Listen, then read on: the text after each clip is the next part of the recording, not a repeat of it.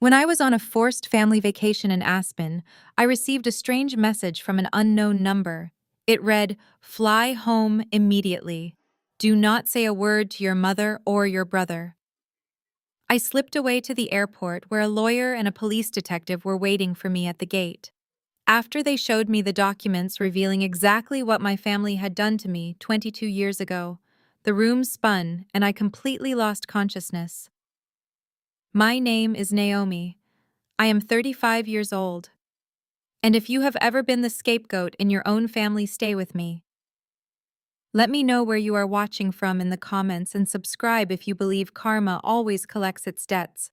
I woke up to the smell of rubbing alcohol and the harsh fluorescent lights of a VIP airport medical lounge. The soft hum of an oxygen machine filled the silence. Standing over my small observation bed were two men. One was dressed in a sharp charcoal suit holding a thick leather-bound folder. The other wore a police badge clipped to his belt. The man in the suit introduced himself as Elias Sterling, an estate attorney. The man next to him was Detective Vance. I tried to sit up, my head pounding with a dull ache. The last thing I remembered was sitting in the terminal looking at a bank statement with my name on it, and a balance of $45 million that had been completely drained. "Take a deep breath, Naomi," Mr. Sterling said gently, placing the heavy file on my lap. "I know this is a lot to process. Your biological father did not leave you with nothing when he died. As a pioneer in algorithmic trading, he secured your future. That $45 million trust fund was meant exclusively for you, completely untouchable by anyone else." I stared at the documents, my vision blurring again. The numbers on the pages mocked me. For years I had survived on dollar pizza slices, worked night shifts to pay for night classes, and built my financial forensics firm from absolute rock bottom. Meanwhile, my mother Vivian lived in a sprawling mansion hosting charity galas and bragging about her generational wealth. "I do not understand," I whispered, clutching the crisp papers. "My mother threw me out when I was 13. She packed my clothes in trash bags and left them on the porch. She told everyone I was a delinquent, a rebellious runaway who chose the streets over her loving home." Detective Vance stepped forward, his expression tight with disgust. "She did not just throw you out, Naomi. Your mother orchestrated a legal nightmare. She forged psychiatric evaluations claiming you were violent and severely unstable. She used those fake records to have you removed from the home and dumped into the state foster system. Once you were out of the picture, she worked with a corrupt estate executor to bypass the trust restrictions." The truth hit me like a physical blow to the chest. Vivian did not kick me out because I talked back or because I was a difficult teenager. She threw her own 13-year-old daughter into the foster care system, exposing me to cold nights and dangerous homes just to get her hands on my father's money. And she did not spend it on herself alone. Mr. Sterling turned to the next page, revealing a web of wire transfers. "Every single dollar of your trust fund was funneled into a series of shell companies," he explained. "Those companies were then used to finance your older brother Marcus and his luxury real estate empire. The high-rises, the commercial properties, all of it was built on stolen ground. My brother Marcus, the undisputed golden child of our family, the man who paraded his success on magazine covers while sneering at my small apartment. His entire life was a carefully constructed lie, funded by my inheritance." Detective Vance pulled a pen from his pocket and placed an arrest warrant on the tray table. "We have enough evidence to move forward right now, Naomi. All we need is your signature. We can have units at the Aspen Resort within the hour. We will pull your mother and brother out in handcuffs." I reached for the pen, my hand trembling with a mix of exhaustion and boiling rage. But before my fingers could grasp the plastic, my phone buzzed on the nightstand. The screen lit up with a text message from Chloe Marcus's entitled wife. She had never missed an opportunity to remind me that she married into our family's excellence while treating me like the hired help. I opened the message. "You left the resort without paying the $2,000 room service bill you ran up, you broke brat. Transfer the money to my account right now before I have Marcus cut you off for good." I stared at the text, reading her arrogant words over and over. A slow, cold smile spread across my face. I set the pen down and pushed the arrest warrant back toward the detective. "No," I said softly, my voice steadier than it had been in years. "Jail is too easy. A sudden arrest gives them an out. It lets them play the victim. I want them to feel the panic first. I want them to watch their precious empire burn to the ground dollar by dollar until they have absolutely nothing left." 2 days later, the heavy wooden door of my Brooklyn apartment rattled under a barrage of aggressive knocks. I lived in a modest walk up in Bedford-Stuyvesant. It was a deliberate choice. I owned a penthouse in Manhattan, but keeping this decoy apartment ensured my family saw exactly what they wanted to see. A struggling single black woman who never amounted to anything after being discarded. I unbolted the lock. Marcus pushed the door open so hard it banged against the drywall. He stormed inside wearing a bespoke, tailored suit that screamed new money. Right behind him was his wife, Chloe. She immediately pinched her nose, her face twisting in exaggerated disgust as she surveyed my small living room. She wore a pristine white tennis skirt and clutched a designer handbag like it was a shield against poverty. Finally, my mother Vivian stepped over the threshold. She wore a silk pantsuit and a scowl that had been her default expression toward me for 2 decades. Chloe let out a dramatic gasp, waving her hand in front of her face as if the air itself offended her. "How do you even breathe in this neighborhood, Naomi? The hallway smells like cheap cooking oil and desperation. I had to step over actual garbage just to get to your staircase. You really should have Marcus buy you a decent air purifier, but I suppose you cannot afford the electricity to run one." I leaned against the kitchen counter and crossed my arms. "You three traveled all the way from Connecticut to grace my ghetto apartment with your presence. To what do I owe the honor?" Marcus did not miss a beat. He stepped forward, invading my personal space. "You owe me $2,000. That is what this is about. You skipped out on the resort bill in Aspen. My credit card is on file for incidentals and they charged me for your room service. Transfer the money right now." I looked at my brother, the man whose entire real estate empire was funded by my stolen inheritance. "You invited me to that trip, Marcus. You explicitly told me the room and board were completely covered." Vivian slammed her leather purse onto my small dining table. "Do not use that tone with your brother. You have been a selfish burden since the day I had to kick you out of my house. I gave you a roof over your head for 13 years, and you repaid me by being a defiant, ungrateful liability. You survived the streets because of the tough love I gave you. Do you think those group homes were fun? I put you there so you would learn respect. You should be thanking me on your knees that you even have this cramped little box to live in. Pay your brother what you owe him before I lose my temper and cut you off from this family forever." The sheer audacity of her words hung in the tight air of the apartment. Tough love. That was her preferred term for forging psychiatric evaluations, bribing a judge, and dumping me into a violent state foster care system so she could drain $45 million from my biological father's trust fund. She stood there dripping in wealth bought with my stolen future, demanding I reimburse her golden child for a vacation I was invited to simply to act as their personal punching bag. Chloe smirked, inspecting her manicured nails. "Just pay him, Naomi. We all know you probably maxed out whatever low-limit credit card you have, but Marcus has real business to attend to. We cannot stand around here all day waiting for you to scrape together your pennies from whatever minimum wage job you managed to secure this month." You really are dragging down the family brand. I looked at the three of them. They were so confident in their superiority. They believed I was trapped under their boots, just a pathetic dropout who needed to be put in her place. I did not argue. I did not raise my voice.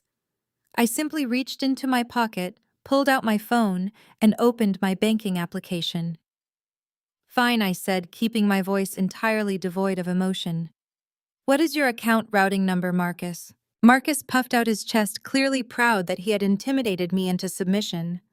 He rattled off the routing and account numbers for his primary business account. I typed the numbers into my phone.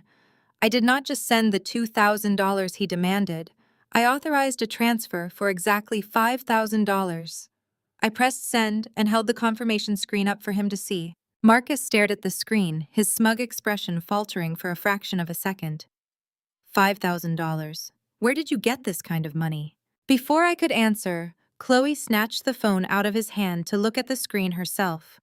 A cruel, mocking laugh escaped her lips. She shoved the phone back into Marcus's chest and looked me up and down with utter contempt. Well, look at you trying to prove a point.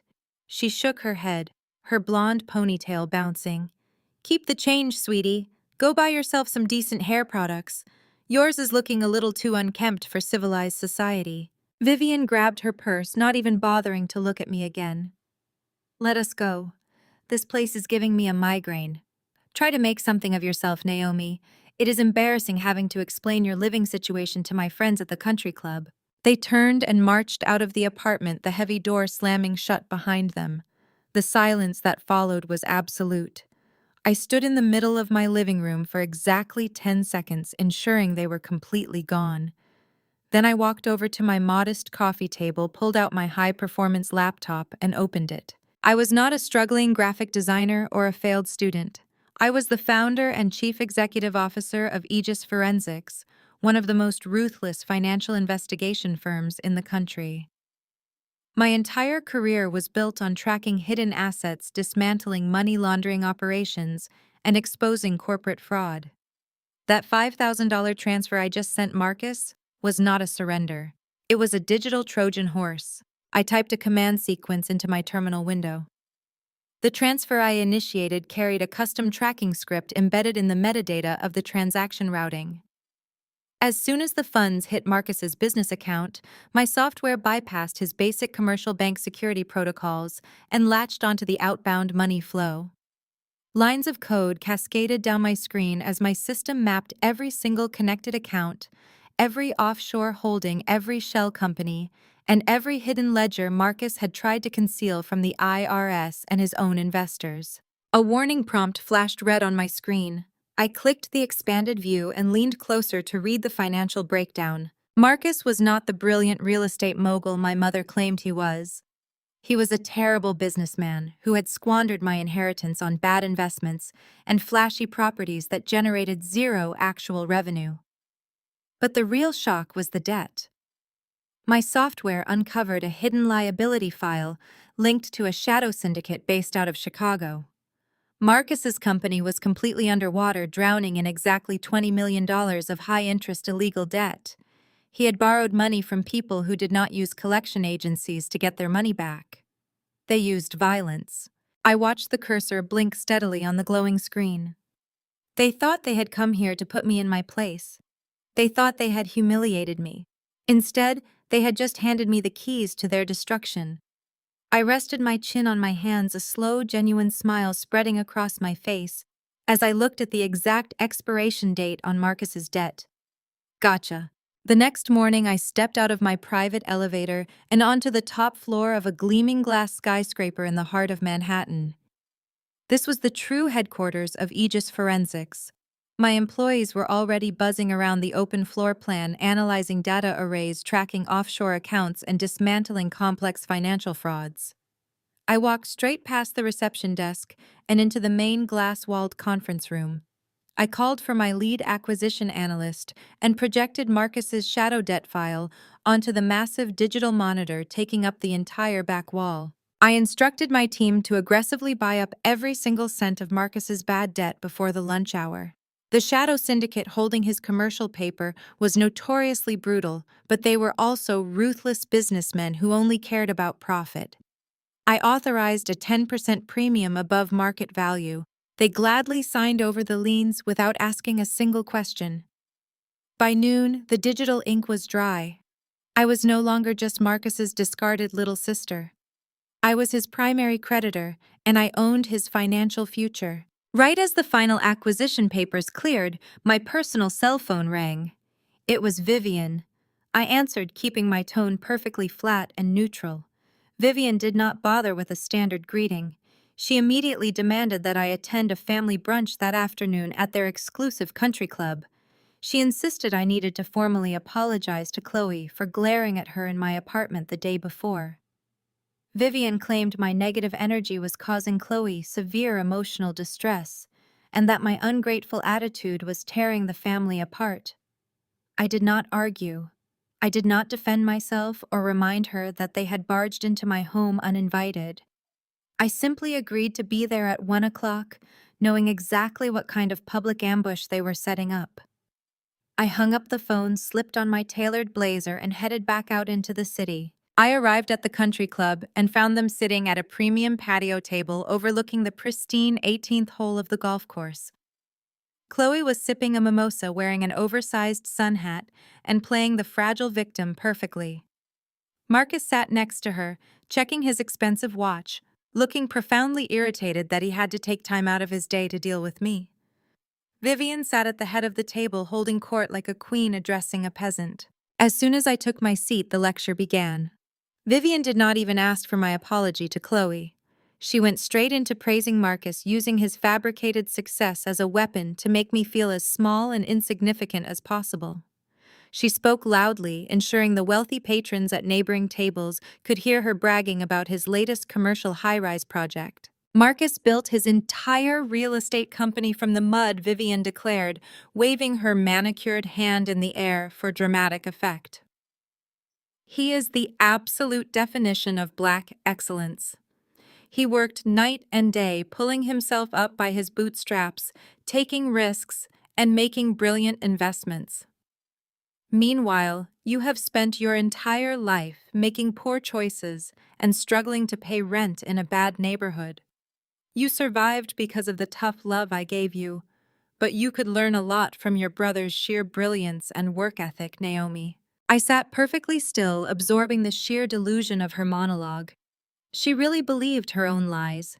She actually convinced herself that ruining my life was an act of tough parenting.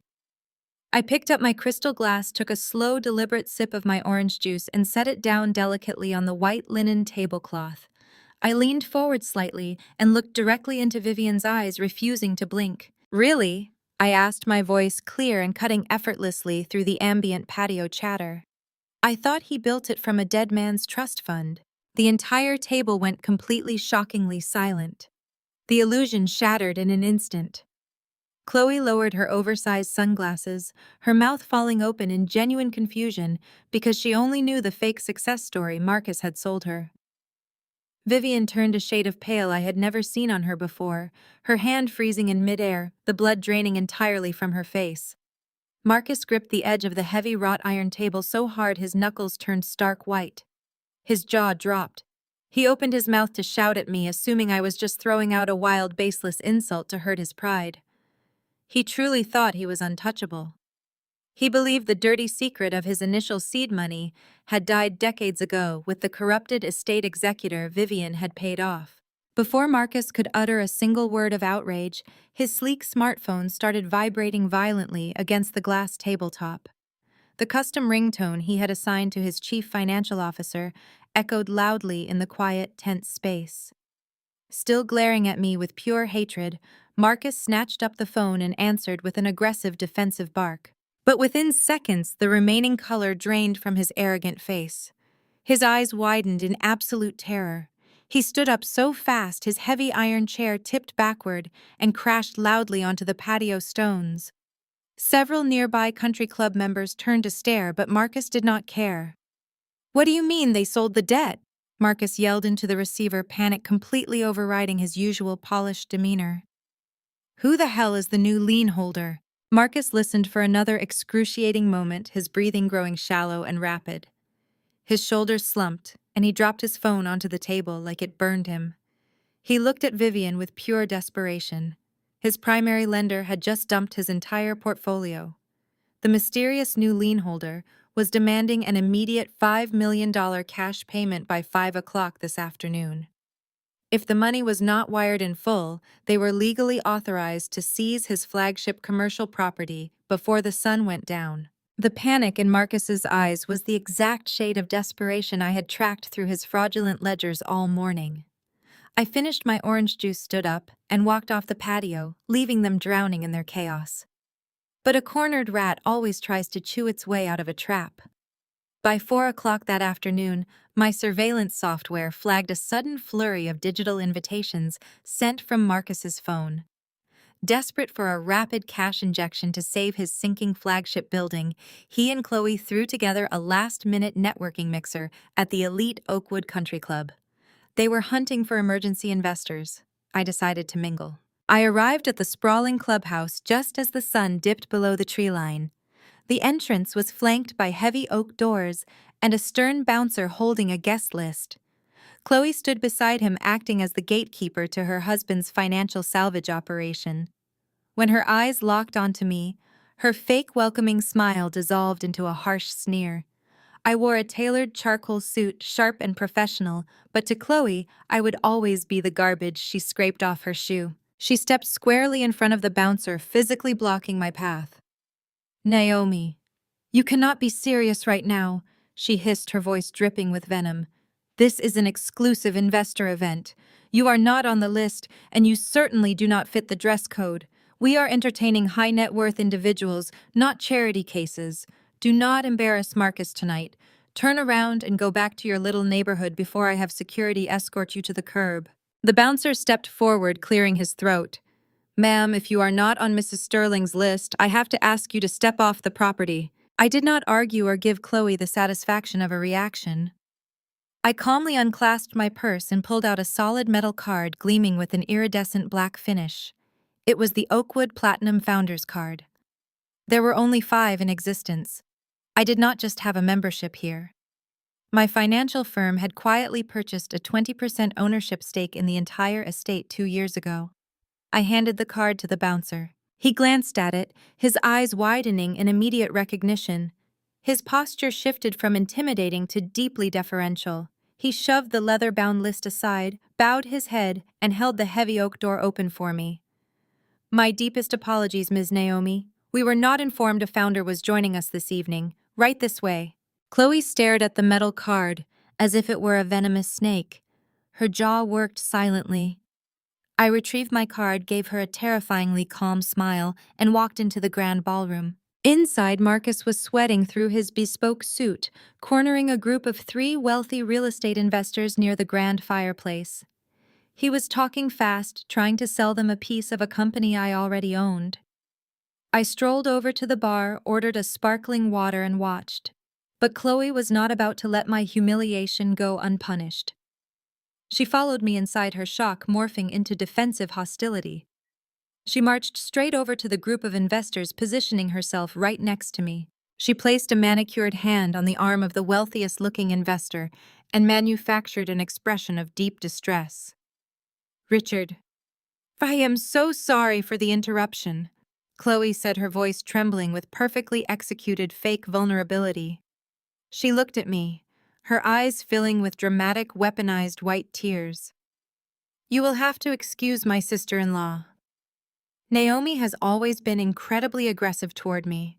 She is just deeply jealous of Marcus representing Black excellence in the corporate world, while she dropped out and chose a life of hostility. Please do not let her intimidating presence ruin this beautiful partnership we are building." The investors exchanged uncomfortable glances. Marcus glared at me silently, begging me to leave. I took a slow sip of my water, leaning casually against the polished mahogany bar. "Jealous?" I asked, my voice carrying clearly. "Jealous like the time you convinced Vivian to pawn my grandmother's heirloom violin to pay for Marcus's fraternity dues, claiming I was too unrefined to appreciate classical music? Or am I jealous of the fact that your husband is currently begging these gentlemen for $5 million because his primary lender just realized his company is built on fraudulent loans?" Marcus turned a sickly shade of gray. The investors immediately stepped back, their expressions shifting to sharp suspicion. Richard looked at Marcus, his eyebrows raised. "Fraudulent loans? Marcus, what is she talking about?" Chloe panicked, realizing the money was slipping through their fingers. She wiped away her fake tears and signaled wildly to the bartender. "Nonsense, Richard. She is just bitter and unstable. Let us celebrate our new venture properly. Bartender, bring us 3 bottles of your finest vintage champagne. Put it on my premium account. Let us toast to the future." She slammed her sleek metal credit card onto the bar counter, desperately trying to project limitless wealth to reassure the spooked investors. The bartender took the card, ran it through the terminal, and frowned. He swiped it a second time, then a third. A loud, sharp error tone beeped from the machine, echoing clearly in the sudden silence. The bartender looked up, his expression a mix of professional apology and severe discomfort. He held the card up, speaking loudly enough for the investors Marcus and half the ballroom to hear. "I am so sorry, ma'am, but this card has been declined. In fact, my system is showing a hard lock. The bank has flagged this account for immediate seizure and requested I confiscate the card." Chloe turned completely pale, the fake tears instantly drying up as pure, unadulterated terror washed over her face. She stared at the bartender, then at Marcus, and finally her eyes locked onto me.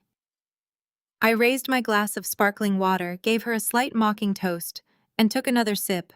The clink of the ice against my glass shattered the dead silence at the bar. Richard and the other investors physically stepped away from Chloe, their expressions shifting from polite curiosity to outright disgust.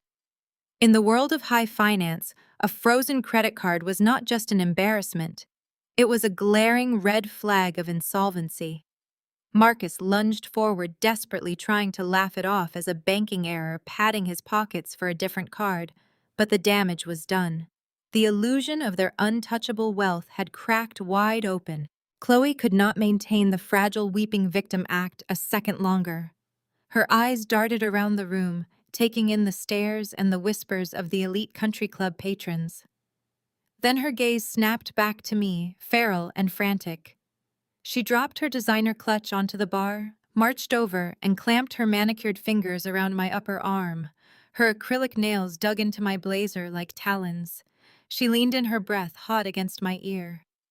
"We are going to the restroom right now," she hissed through a rigidly forced smile. She practically dragged me away from the bar, her heels striking the polished marble floor with aggressive staccato snaps. We rounded the corner, leaving the hum of the ballroom behind, and pushed through the heavy mahogany doors of the ladies' lounge. The moment the door clicked shut behind us, the weeping, fragile socialite vanished entirely.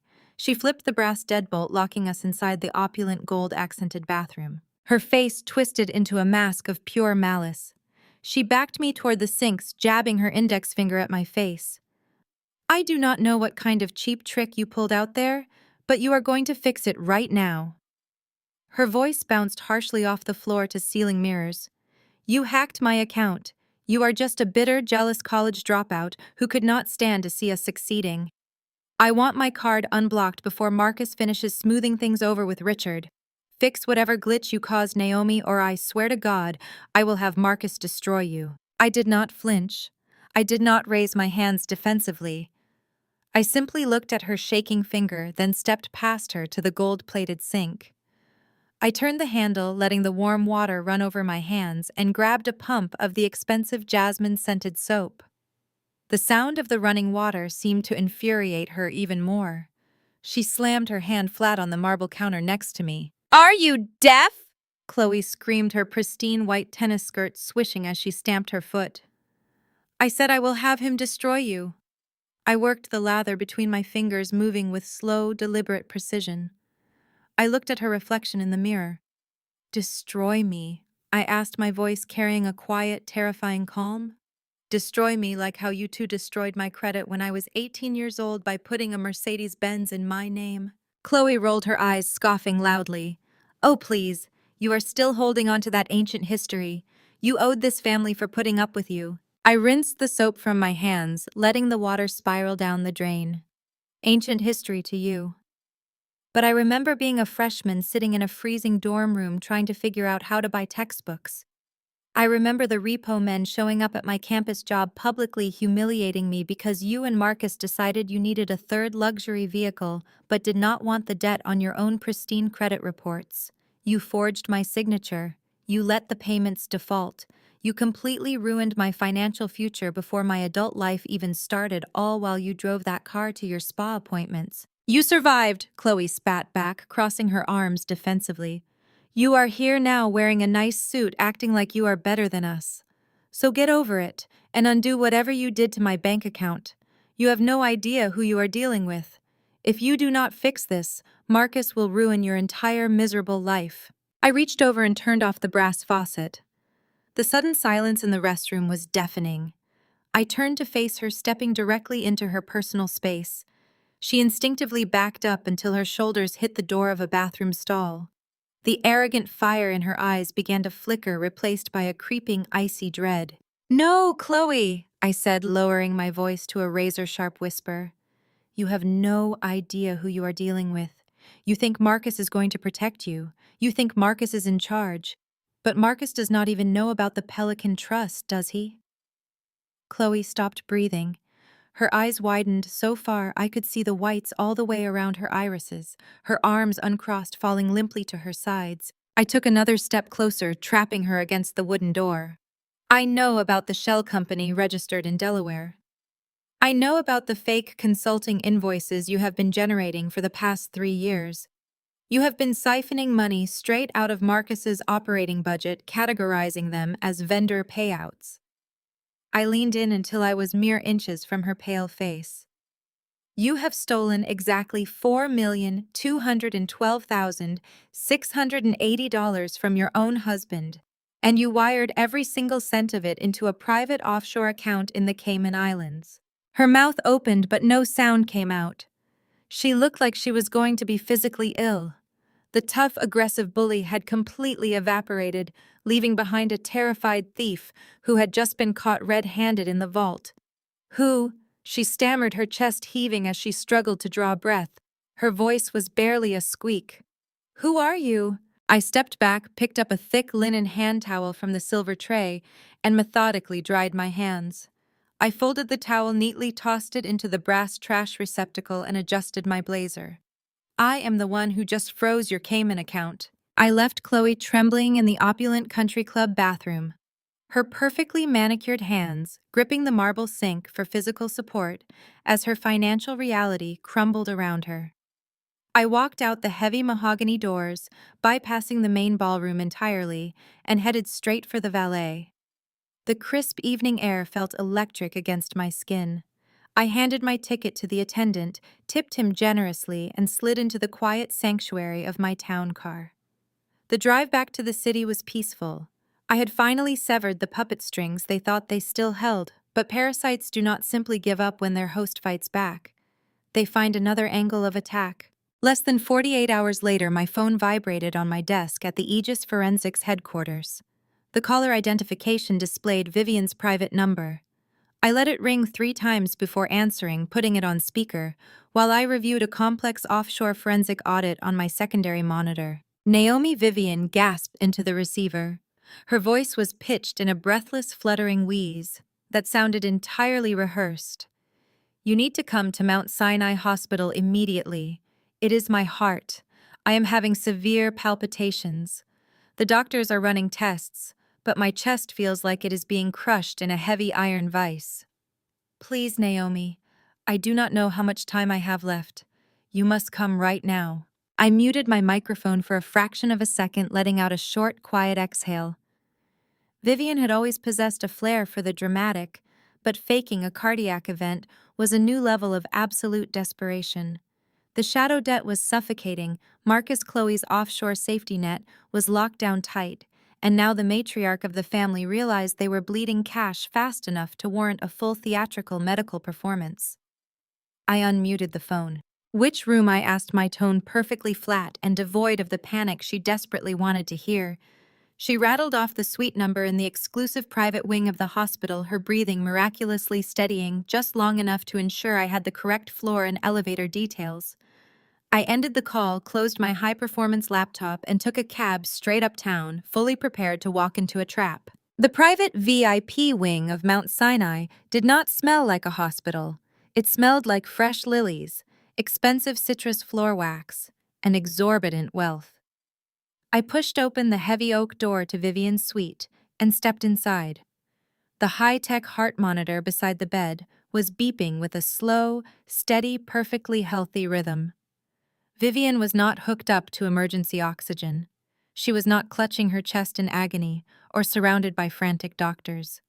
She was sitting upright against a pile of plush, overstuffed pillows, fully dressed in a designer silk lounge set, looking absolutely pristine while aggressively scrolling through her smartphone. When she heard the heavy door click shut, she hurriedly tossed the phone onto the bedside table and let her head fall back against the pillows, producing a weak, pathetic groan. "Oh, Naomi, you made it. I was so afraid I would not survive the afternoon. The pain has been absolutely blinding." I stood at the foot of her hospital bed, crossing my arms over my chest. "Your color is excellent, Vivian. Your resting heart rate is a perfectly healthy 72 beats per minute. You are wearing your favorite shade of crimson lipstick, and your silk blouse is not even wrinkled. Cut the performance. What do you want?" Vivian dropped the fragile invalid act instantly. The pathetic groan vanished, replaced by her usual sharp, commanding glare. She sat up straight, smoothing the invisible wrinkles from her silk top with annoyed, jerky movements. She reached into the top drawer of her hospital bedside table and pulled out a thick stack of legal documents bound by a heavy brass clip. She tossed them onto the mattress toward me. "We need cash, Naomi," she demanded, her voice entirely devoid of the breathless weakness from the phone call. "Marcus is facing a temporary liquidity issue because of some aggressive market fluctuations. The bank is being completely unreasonable about his commercial credit line. I need you to sign these papers immediately." I glanced down at the documents resting on the pristine white sheets. The bold print at the top of the first page was unmistakable. It was a commercial bridge loan agreement. "Sign what exactly?" I asked, not moving an inch toward the bed to retrieve them. "It is a simple collateral transfer," Vivian said, waving her hand dismissively, as if she were asking me to sign a generic birthday card. "It allows Marcus to use your apartment and your name as collateral for a short-term bridge loan to keep his company afloat. It is a mere formality to satisfy the anxious underwriters. You will not even notice a difference in your daily life. Your brother needs this, Naomi. He is the anchor of this entire family. You need to do this for your dying mother." The sheer audacity of her request hung in the sterile, citrus-scented air. She wanted me to hand over the only asset they thought I possessed, the decoy apartment they had mocked and belittled just days prior, to save the golden child from his own catastrophic failures. And she dared to weaponize her own mortality to guilt me into submission. I slowly reached out and picked up the thick stack of papers. The pages felt heavy in my hands, loaded with the predatory terms of a desperate high-interest loan that would guarantee the loss of any collateral attached to it. I looked at the signature line demanding my name, and then I looked back at Vivian's expectant, entitled face. "Do it for my dying mother," I repeated, letting the words roll off my tongue slowly. "Yes," Vivian snapped, her patience rapidly fraying. "Do not be ungrateful. I gave you life. I put a roof over your head. The least you can do is sign a piece of paper to help your family survive a difficult financial quarter." I stared at her, feeling a cold, clinical detachment settle deeply into my chest. I gripped the thick stack of legal documents firmly with both hands. "When I was 12 years old, I had a severe asthma attack," I said, my voice dropping to a low, steady cadence that forced her to listen to every single word. "We were living in that drafty rental house right before you got your hands on my biological father's trust fund. I was sitting on the freezing kitchen floor, my lips turning blue, gasping for air like a fish out of water. I begged you to call an ambulance. Do you remember what you told me, Vivian?" Vivian averted her eyes, shifting uncomfortably against her luxury pillows. "That was a long time ago. We were struggling financially. You cannot hold the past against me forever. You told me to walk to the free clinic 4 blocks away," I continued, ignoring her weak, defensive deflection. "You looked at your child suffocating on the floor and told me that an ambulance cost too much money and that I was just being dramatic to get attention. I walked those 4 blocks alone in the dark, stopping every 10 feet to dry heave and pray I did not pass out on the concrete. You did not even come with me." I took a step closer to the bed, my grip tightening on the brass clip, holding the loan agreement together, until my knuckles turned white. "So do not sit in a luxury hospital suite surrounded by fresh flowers and try to play the dying mother card with me. You are not dying, Vivian. You are just bankrupt." I braced my hands and violently ripped the thick stack of legal papers straight down the middle. The sound of tearing paper was loud and incredibly satisfying. I let the ripped halves flutter down onto the bedsheets like heavy, worthless confetti. Vivian shrieked in absolute fury. Her face twisted into a mask of pure, unfiltered rage. "How dare you!" she screamed, thrashing forward to grab the ruined documents. "You selfish, ungrateful little brat! I will ruin you for this!" As she lunged forward, her arm violently clipped the heavy designer purse resting on the edge of the mattress. The bag tumbled off the side of the bed, hitting the hardwood floor with a heavy thud. The golden clasp snapped open on impact, spilling her carefully organized belongings across the polished floorboards. A compact mirror shattered. A silver tube of lipstick rolled under the bedside table. And sliding out from a zippered interior pocket was a thick, heavy manila folder. It landed face up right at the tip of my leather shoe. My eyes immediately locked onto the front cover. It was heavily sealed with wax and stamped with a bright, unmistakable red insignia from the state county clerk. It was not a medical bill. It was not a bank statement. I recognized that specific red stamp instantly from my years of forensic asset tracking. It was an official finalized eviction notice for Vivian's primary mansion in Connecticut. I looked down at the bright red ink, then slowly raised my eyes to meet Vivian's. She was frozen, her hands suspended in midair, her chest heaving as she stared at the folder on the floor. The furious, commanding matriarch had completely vanished. In her place was a terrified, desperate woman who realized her biggest, darkest secret had just spilled out right at the feet of the daughter she had spent decades trying to destroy. I did not bend down to pick up the eviction notice. I simply extended the toe of my leather shoe and nudged the heavy folder right back against the leg of Vivian's hospital bed. She stared at the red stamp as if it were a live grenade. The silence in the luxury suite was absolute, broken only by the steady mocking beep of her perfectly healthy heart monitor. "You are losing your house, Vivian," I said, keeping my voice entirely conversational. "And Marcus cannot save you because Marcus is currently drowning in $20 million of illicit debt. Your golden child is bankrupt and your stolen inheritance is gone. Enjoy your stay at the hospital." I turned my back on her and walked out of the room. I did not wait to hear her excuses, her threats, or her inevitable fabricated tears. I stepped into the elevator, pressed the button for the lobby, and checked my watch. It was 2:00 in the afternoon. Marcus had exactly 3 hours left to produce $5 million in cash, or the Shadow Syndicate terms would trigger an immediate seizure of his flagship commercial property. I knew for a fact he did not have the capital. I had already frozen Chloe's offshore accounts, and the country club investors had completely backed out after witnessing her credit card decline. Marcus was entirely out of options. By 3:00, my assistant at Aegis Forensics sent me a high-priority secure message. Marcus's chief financial officer was frantically calling our corporate line, begging for an emergency summit with the new lien holder. They were requesting a renegotiation of the $5 million balloon payment. I instructed my assistant to grant them a meeting at exactly 4:30 in our main executive boardroom. I arrived back at the Aegis headquarters, rode my private elevator to the top floor, and instructed my security team to escort Marcus and Chloe directly to the boardroom the moment they arrived. I walked into the massive glass-walled room and took a seat in the high-backed, leather CEO chair at the head of the long oak table.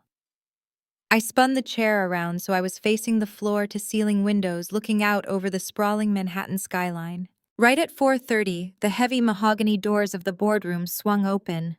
I could hear Marcus's heavy, uneven breathing from across the room. He was sweating through his expensive suit, projecting false confidence as he marched into the space. "Where is the CEO?" Marcus barked, slapping his leather briefcase down onto the polished oak table. "We were told the head of the firm would be meeting with us. I have incredibly tight margins on my schedule today, and I do not have time to wait around for some faceless executive to grace us with their presence." Chloe chimed in right behind him, her voice tight with thinly veiled panic. "Tell your boss that Marcus Sterling is here. We are prepared to offer a highly lucrative restructuring deal, but we expect prompt service." I remained facing the window. The skyline glittered under the afternoon sun, a sharp contrast to the absolute financial ruin walking into my office. I placed my hands on the armrests of the chair, gave a light push with my foot, and spun the heavy leather chair around to face them. Marcus froze. He blinked rapidly, his brain completely failing to process the visual information in front of him.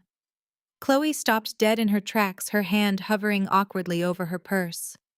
They stared at me sitting at the head of the most powerful financial investigation firm in the city, wearing my tailored charcoal suit and a serene smile. The delusion of their superiority was so deeply ingrained that Marcus actually let out a sharp, nervous laugh. He shook his head, running a hand over his sweating forehead. Naomi, Marcus said, his voice dripping with condescension as he tried to regain his footing. What on earth are you doing here? Do not tell me you actually got a job as a receptionist at a place like this.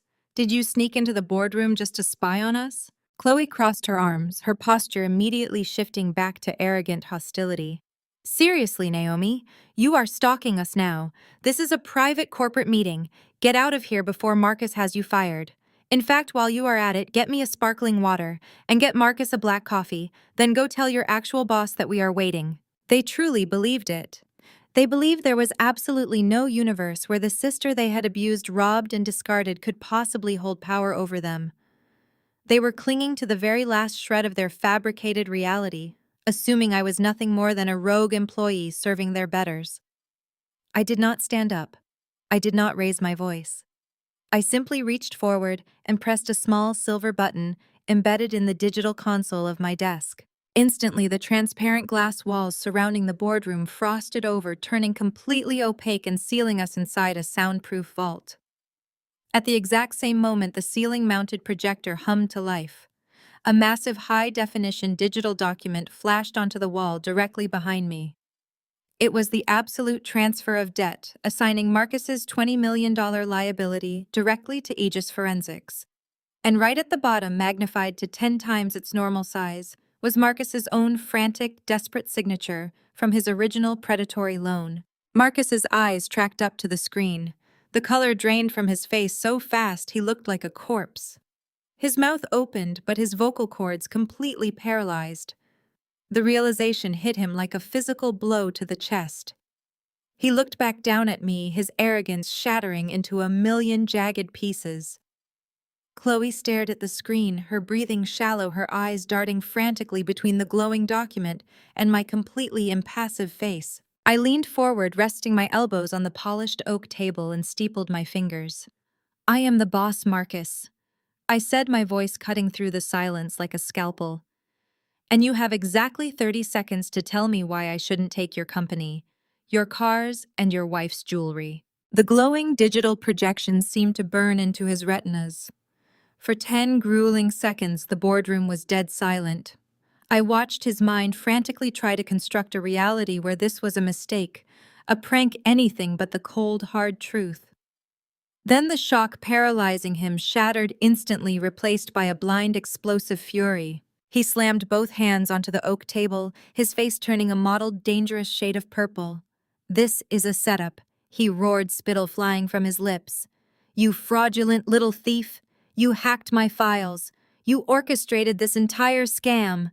He did not wait for a response.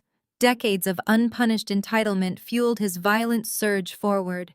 He vaulted over the massive boardroom table, his hands outstretched, aiming directly for my throat. Before his tailored shoes could even touch the floor on my side of the table, the heavy mahogany doors burst open. The 2 private security contractors I had stationed in the hall moved with brutal, practiced efficiency. One grabbed Marcus by the collar of his expensive suit, dragging him backward. The other slammed a heavy hand into the center of Marcus's back, driving him face first into the frosted glass wall. The impact rattled the reinforced panes. Marcus grunted in pain, his cheek pressed flat against the glass, his arms pinned ruthlessly behind his back. I did not flinch. I reached out, picked up my porcelain mug, and took a slow, deliberate sip of my black coffee. The dark roast was perfectly bitter. "You always had a terrible temper, Marcus," I said, my voice carrying perfectly through the quiet room. "You resort to violence the second you realize you are not the smartest person in the room." Do you remember the spring of my junior year? The mail arrived with our standardized test results. I scored a 1590 on my SAT, you scored a 1200. You were so humiliated that a mistake like me outperformed the golden child that you dragged me into the basement and twisted my left arm until the bone snapped. Marcus thrashed against the security guards, groaning as they tightened their grip. I can still feel the damp chill of the concrete floor in that basement. I continued standing up and walking slowly toward where he was pinned. I remember lying on the emergency room table. Vivian stood right over me, digging her manicured nails into my good shoulder, and told the attending physician that I was clumsy, that I had tripped and fallen down the cellar stairs. You all smiled and nodded, preserving the pristine reputation of the Sterling family heir. You broke my arm, Marcus, but today I am breaking your entire life. I walked back to my desk, picked up a sleek black leather folder, and tossed it onto the table directly in his line of sight.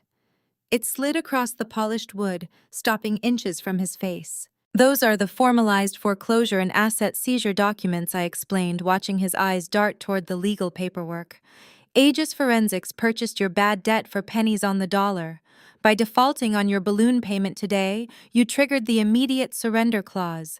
Your commercial real estate firm no longer exists. Your operating capital, your corporate vehicles, your personal bank accounts attached to the firm, they all legally belong to me. You are completely, irrevocably bankrupt. The silence in the room was suffocating. I shifted my gaze to Chloe.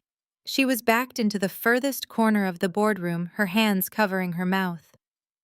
The moment I outlined the absolute financial devastation, a profound shift occurred in her eyes. The loyalty of a gold digger only lasts as long as the gold. She looked at Marcus, his face mashed against the glass, stripped of all his power and wealth. Chloe physically recoiled. She had spent years clinging to Marcus's arm, wearing his wealth like a shield to bully everyone she deemed beneath her. Now the shield was gone. She took 2 large steps away from him, her heels clicking sharply against the floor, distancing herself from the sinking ship. She did not say a single word in his defense.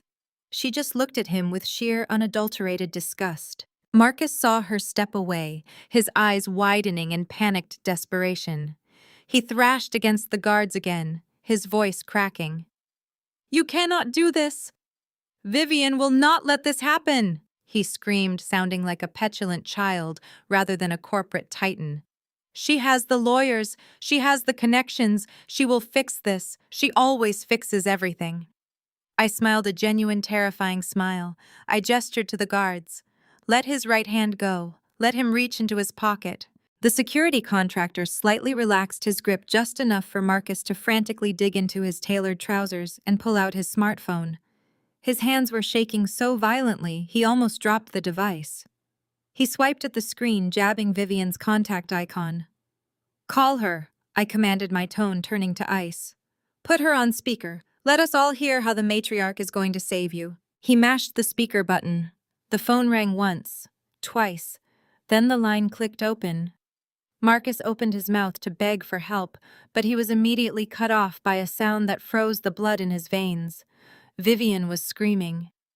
It was not her usual dramatic theatrical performance. It was a raw, guttural shriek of absolute terror. "Marcus!" she wailed over the receiver. Her voice accompanied by the sound of heavy boots stomping on hardwood floors and men shouting orders in the background. "Marcus, where are you? The police are at the house. They have a warrant. They are changing the locks and kicking me out. Marcus, do something." Vivian did not wait for my response.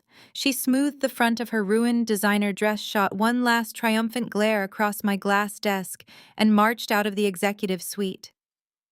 The heavy mahogany doors clicked shut behind her, leaving a toxic, suffocating silence in her wake. I remained perfectly still for exactly 10 seconds. My mind rapidly processed the tactical reality of her threat. She was not bluffing. Vivian never made empty threats when she was backed into a corner. She played dirty, and she played to win. I picked up my encrypted mobile device and dialed my lead corporate counsel. Attorney Sterling arrived at Aegis Forensics less than 20 minutes later. He was a ruthless, brilliant litigator who specialized in dismantling hostile corporate takeovers. He walked into my office, dropped his leather briefcase onto the sofa, and listened intently as I recounted Vivian's ultimatum. When I finished, the color had visibly drained from his face. He pulled a tablet from his briefcase and immediately began accessing sealed state court databases. "It is worse than a standard corporate injunction," Sterling said, his fingers flying across the digital keyboard.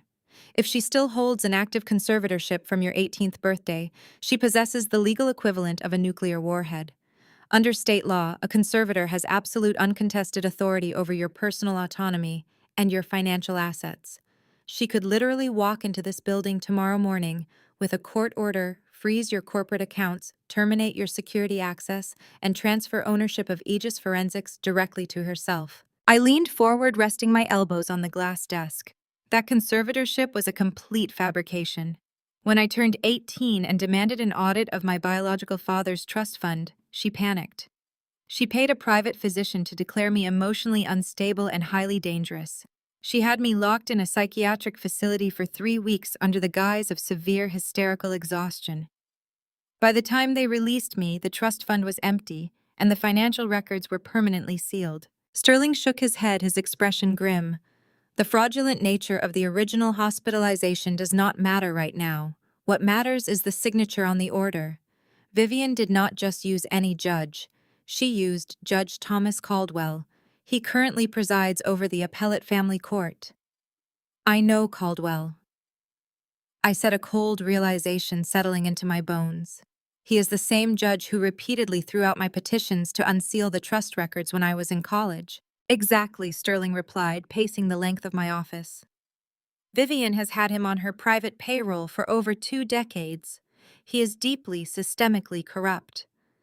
If Vivian submits an emergency ex parte petition tonight, claiming you are suffering a severe mental break and posing a danger to your corporate assets, Caldwell will rubber stamp the order before the courthouse even opens tomorrow. You will be legally neutralized by 8 o'clock in the morning. I have the ledger, I reminded him, pointing to the massive leather-bound book resting on my desk. I have the financial paper trail proving she siphoned the trust. Sterling stopped pacing and looked directly at me. A forensic ledger is brilliant for a federal indictment, Naomi, but building a federal racketeering case takes months of grand jury subpoenas and coordinated investigations. We do not have months. We have less than 12 hours. To stop Caldwell from signing that order tomorrow morning, we need a tactical strike. We need hard, undeniable proof of the bribery itself. We need the actual blackmail material Vivian uses to keep a sitting state judge on her leash. I crossed my arms, staring out the window at the darkening city skyline. Vivian was incredibly old school. She trusted offshore digital accounts for her stolen cash, but she never trusted digital servers with her leverage. She kept hard copies. Photographs, handwritten ledgers, illicit bank routing numbers printed on physical paper. She hoarded the darkest secrets of her powerful friends in a physical vault. She keeps a blackmail archive, I stated calmly. A physical vault containing the collateral she uses to control politicians, bankers, and judges like Caldwell. If we secure the file on Caldwell, we can threaten him with immediate catastrophic exposure. He will recuse himself and deny Vivian's emergency petition to save his own career. Sterling let out a heavy breath. Do you know where this vault is located? No, I admitted. She guarded that secret with her life. The Connecticut mansion is currently locked down by the authorities, but she is far too paranoid to keep her primary leverage in her primary residence. She has a secondary location, a safe house or a hidden vault. Then we are blind, Sterling said, frustration bleeding into his voice. Marcus is sitting in a holding cell and Vivian is preparing to annihilate your life. We have absolutely no insider access to locate that vault before dawn. I stared at the glowing screen of my phone resting on the glass desk. There was one person who knew. One person who possessed the unique combination of unrestricted access, unchecked greed, and chronic snooping. Chloe had spent years living rent-free in Vivian's orbit, constantly digging for leverage to secure her own position within the Sterling family hierarchy. Chloe knew the layout of every property, the combination to every minor safe, and the location of every hidden asset. But Chloe had just watched her husband arrested and her offshore accounts frozen. She was a cornered animal, completely stripped of her wealth and status. She would be hiding desperately, trying to figure out how to survive the implosion of the Sterling Empire. I needed to find a way to track her down, to offer her a lifeline in exchange for Vivian's vault location. Before I could instruct Sterling to hire a private investigator to trace Chloe's credit cards, My mobile device buzzed sharply against the glass desk. The screen illuminated the dark office. It was a secure encrypted text message from an unknown number. I picked up the phone, swiped open the notification, and read the brief, desperate text. It was from Chloe. Meet me at the underground parking lot across from the hospital. Come alone. I have something to sell you. I did not reply to the text message. I simply locked my phone, slipped it into my coat pocket, and stood up from my desk. Sterling watched me with a raised eyebrow, but I held up a hand to stop his inevitable protests. I told him to prepare the federal courier protocols and wait for my signal. I was going to get the physical proof we needed to break Vivian's corrupt judge. The underground parking lot across from the Manhattan Medical Center was a cavernous concrete tomb. It was poorly lit, smelling of motor oil and damp concrete. The harsh fluorescent bulbs flickered overhead, casting long, erratic shadows across the empty parking spaces. I walked deliberately, my heels echoing in the vast silence. I did not bring my security detail down to the subterranean level.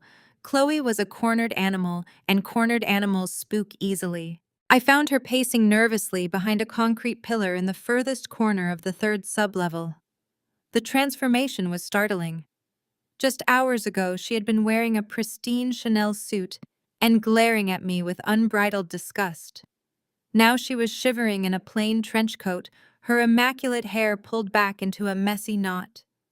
The arrogant, untouchable socialite had vanished entirely.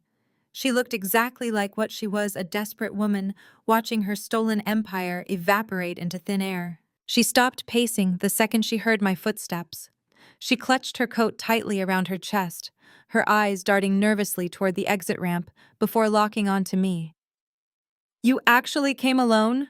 Chloe said, her voice shaking slightly, entirely stripped of its usual condescension. "Marcus is currently being processed at a federal holding facility," I replied, stopping a few feet away from her. "His assets are frozen.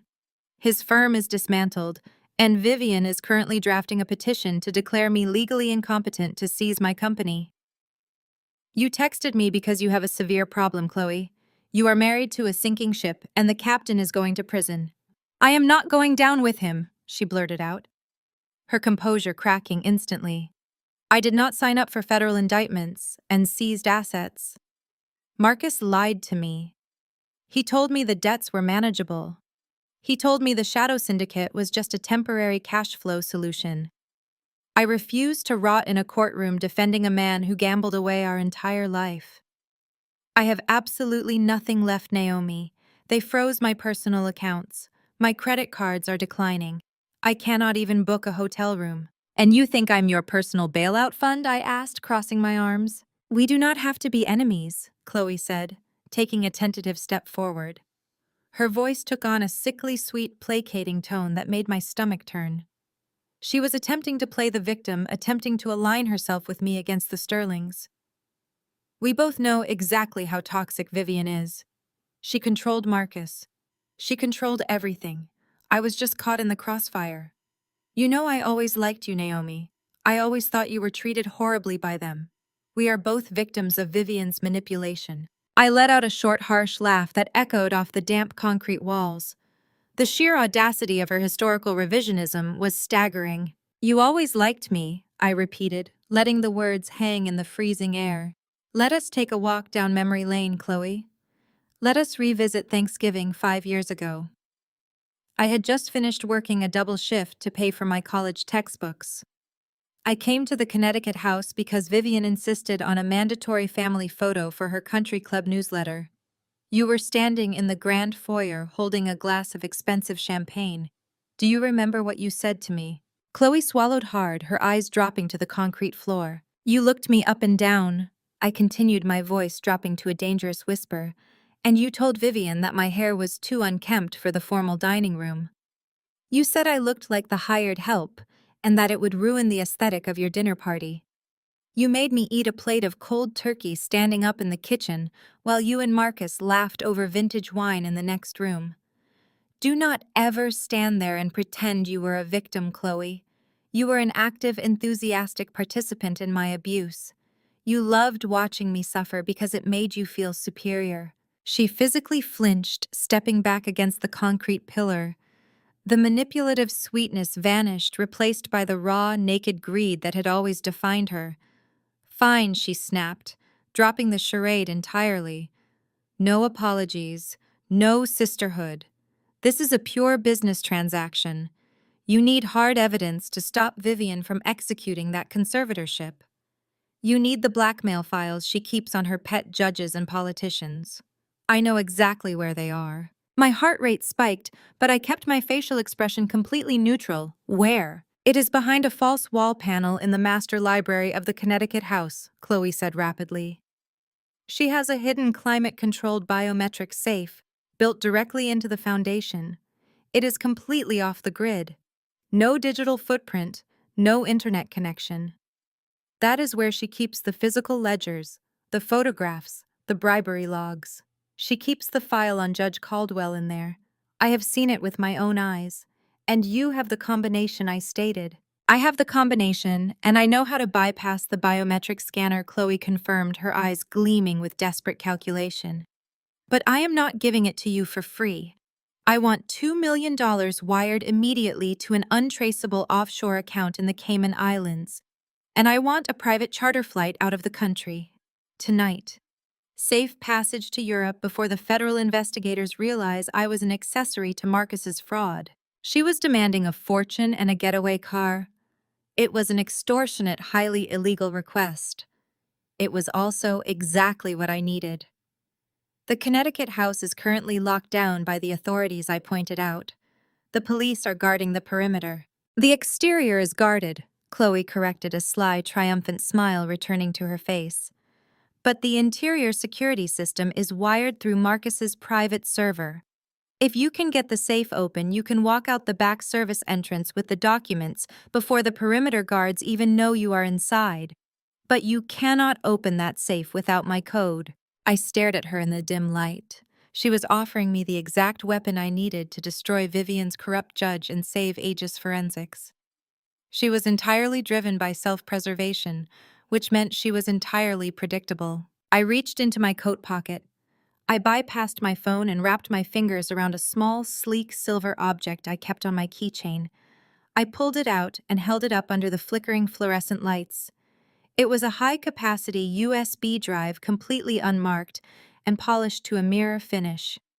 "I accept your terms," I said, my voice echoing with finality. $2 million and a flight to Paris, but you are going to earn it." Chloe frowned, staring at the silver drive. "What is that?" "Vivian's safe might be off the grid, but the house's master alarm system is not," I explained smoothly, stepping forward and holding the drive out to her. "This is a localized decryption key. You still have your master keys to the Connecticut house. You are going to go back there tonight. You will slip past the perimeter guards, using the service tunnels, enter the basement server room, and plug this drive into Marcus's home network. It will temporarily disable the internal security grid, allowing my extraction team to enter the library, use your code, and empty the safe without triggering a police response." Chloe hesitated, eyeing the silver drive as if it might bite her. "You want me to break into a federally locked-down house? You want $2 million in immunity?" I shot back, my tone leaving absolutely no room for negotiation. "You plug this in, you text me the safe combination, and the money transfers to your Cayman account the second the drive registers on the network. A private car will be waiting 2 blocks away to take you to the airstrip. That is the deal, Chloe. Take it or go back to your frozen accounts and wait for the feds to arrest you." She looked at the drive, then at my impassive face. The greed and desperation warring in her eyes finally tipped exactly the way I knew they would. She reached out and snatched the silver USB drive from my fingers, clutching it tightly in her fist. "I will text you when it is done," she whispered, turning quickly and practically sprinting toward the exit ramp. I stood in the cold underground lot and watched her disappear into the shadows. I pulled my phone back out of my pocket and sent a single encrypted message to Attorney Sterling. "The bait is taken." Chloe thought she was plugging in a decryption key to help me rob her mother-in-law. She was completely unaware that I had just handed her a highly illegal military-grade surveillance Trojan. The moment she plugged that silver drive into Marcus's home network, it would not disable the alarms. It would instantly download and clone every single piece of encrypted financial data, hidden offshore account numbers, and deleted email correspondence Marcus and Vivian had ever processed through that server. Chloe was not just giving me the combination to the physical safe. She was about to hand me the digital keys to the entire Sterling criminal empire, and she was going to commit a federal break-in to do it. Vivian had used her pet judge faster than I anticipated. By noon, Judge Caldwell had issued an emergency injunction, temporarily lifting the federal lockdown on the Connecticut estate. Vivian, possessing a toxic level of arrogance, decided to proceed with her annual spring charity gala that very evening. She needed to project absolute invulnerability to her Manhattan elite circle. She needed them to see her dripping in diamonds, pouring expensive champagne, proving that the Sterling Empire was untouchable. It was the perfect cover. I stood in the center of the Aegis Forensics Cyber Command Center. The room was bathed in the cool blue light of dozens of massive monitors. My lead security technician sat at the primary console, his fingers hovering over the keyboard. Attorney Sterling stood beside me, his arms crossed, his eyes fixed on the blank main screen. At exactly 9 o'clock, a small green indicator light flashed in the bottom corner of the master monitor. Chloe was in. She had bypassed the valet parking and slipped through the caterer's entrance wearing a stolen service uniform. While Vivian was upstairs holding court in the grand ballroom entertaining the exact politicians and bankers she was secretly blackmailing, Chloe was creeping through the subterranean service tunnels of the estate. She found the climate-controlled server room, bypassed the biometric scanner, using the emergency override code she had stolen from Marcus, and inserted the sleek silver USB drive into the mainframe. "We have the handshake," my lead technician announced, his fingers flying across the glowing keyboard. "The Trojan is deployed. We are bypassing their firewall." The main screen fractured into a dozen different data streams. The extraction was entirely automated and breathtakingly fast. I watched 20 years of Vivian Sterling's darkest secrets pour into my secure servers. We downloaded offshore routing numbers, encrypted shell company hierarchies, and scanned copies of the physical blackmail photos she kept in her hidden wall safe. The extraction team I had stationed in the woods behind the estate received the green light. They breached the library window, punched in Chloe's safe code, and cleared out the physical evidence before Vivian even finished her first glass of champagne. But the digital haul was the real prize. The bribery logs materialized on my screen in stark, undeniable detail. Vivian had meticulously cataloged every dirty favor she ever called in. I saw wire transfers routed to Judge Caldwell's Cayman Island accounts.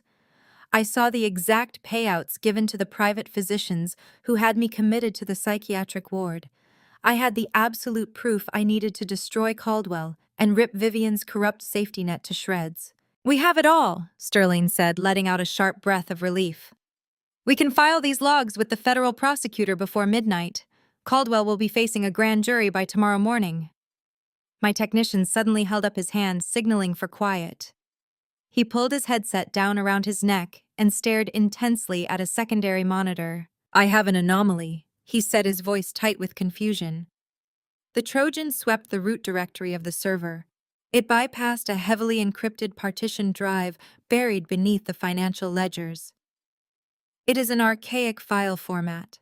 Someone digitized an old microcassette tape and hid it in a secure vault folder. It took me a minute to crack the encryption, put it on the main speakers I commanded, stepping closer to the console. The room filled with the sharp hissing static of old analog tape. The timestamp on the digital conversion file showed it was originally recorded 22 years ago. It was the exact month my biological father passed away from sudden heart failure. A voice echoed through the command center. It was Vivian. She sounded younger, but the venomous, calculating cadence of her words was entirely unchanged. "The doctors say he could last another 5 years with the new medication," Vivian complained on the recording, the sound of ice clinking against glass clearly audible in the background. "5 years, Arthur. I am not spending the prime of my life playing nursemaid while his assets sit locked in escrow. I want that trust fund liquidated now." A second voice spoke. It was Arthur Pendleton, the original executor of my father's estate, the man who had supposedly overseen the transfer of wealth to Vivian after his death. "We cannot alter the disbursement schedule while he is alive," Vivian Arthur replied, his tone nervous and pleading. "The girl's trust is ironclad until she comes of age or until her father passes. There is no legal loophole to drain the capital while the man is breathing." "Then he does not stay breathing." Vivian snapped, her voice dropping into a chilling absolute deadpan. "I manage his pill organizers. I administer his daily doses. If his heart medication accidentally goes missing during his morning routine, his weak heart simply gives out. Natural causes. It will be tragic, sudden, and completely unquestionable. No one will ever request an autopsy for a man with a documented heart condition. You just make sure the conservatorship paperwork is ready to file the second his monitor goes flat." There was a brief, terrified silence on the tape, followed by the sound of liquid pouring. "You are talking about murder," Vivian Arthur whispered. "I am talking about an early inheritance, Arthur," she corrected smoothly. "And considering your gambling debts, I suggest you pour yourself a drink and prepare the documents." The audio file clicked and went dead, leaving a ringing, suffocating silence in the cyber command center. My lead technician stared at his keyboard, completely frozen.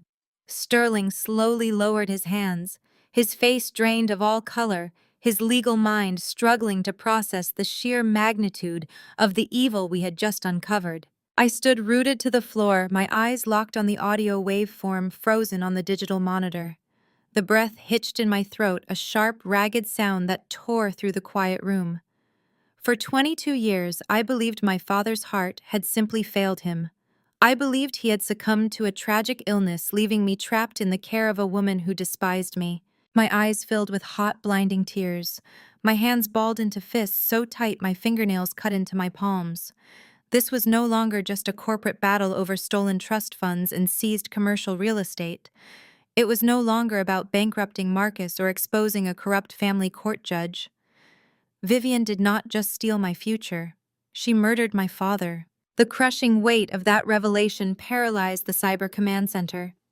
Sterling stared at the audio waveform, his brilliant legal mind momentarily short-circuiting against the sheer malice of Vivian's confession.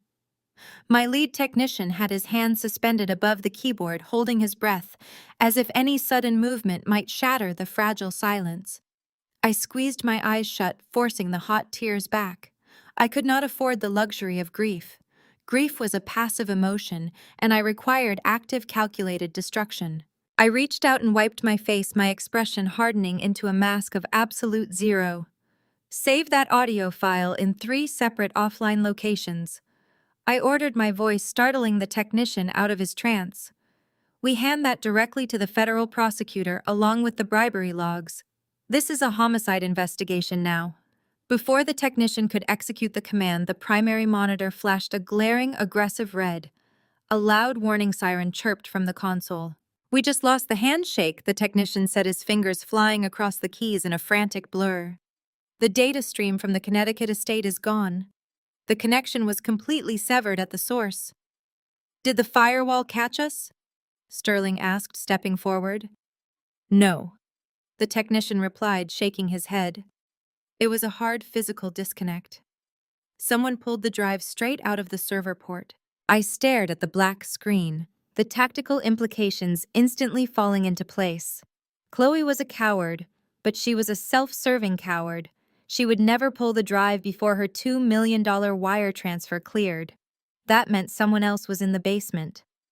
My encrypted mobile phone vibrated violently against the glass desk. The caller ID displayed Chloe's name, but the message that appeared on the locked screen did not belong to her. "You actually thought my wife had the spine to pull off corporate espionage on her own," the text read. Marcus. Vivian had bailed him out of the federal holding facility just hours ago, and his first instinct was to scurry back to the Connecticut estate to salvage whatever hidden assets he could carry. He must have caught Chloe sneaking through the service tunnels. I picked up the device and watched as a second message materialized. "I have your little silver spy toy, Naomi. I saw exactly what it was downloading. You hacked my private network. You stole proprietary corporate data. You just handed me the key to your own prison cell. Sterling leaned over my shoulder, reading the glowing screen. He is delusional, Sterling muttered. He is facing decades for wire fraud, and he thinks catching a Trojan drive is going to magically absolve him. He does not want absolution, I replied calmly. He wants mutually assured destruction. Marcus has always operated on petty vengeance.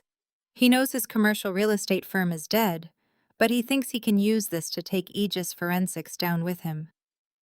My phone vibrated again. Another text from Marcus.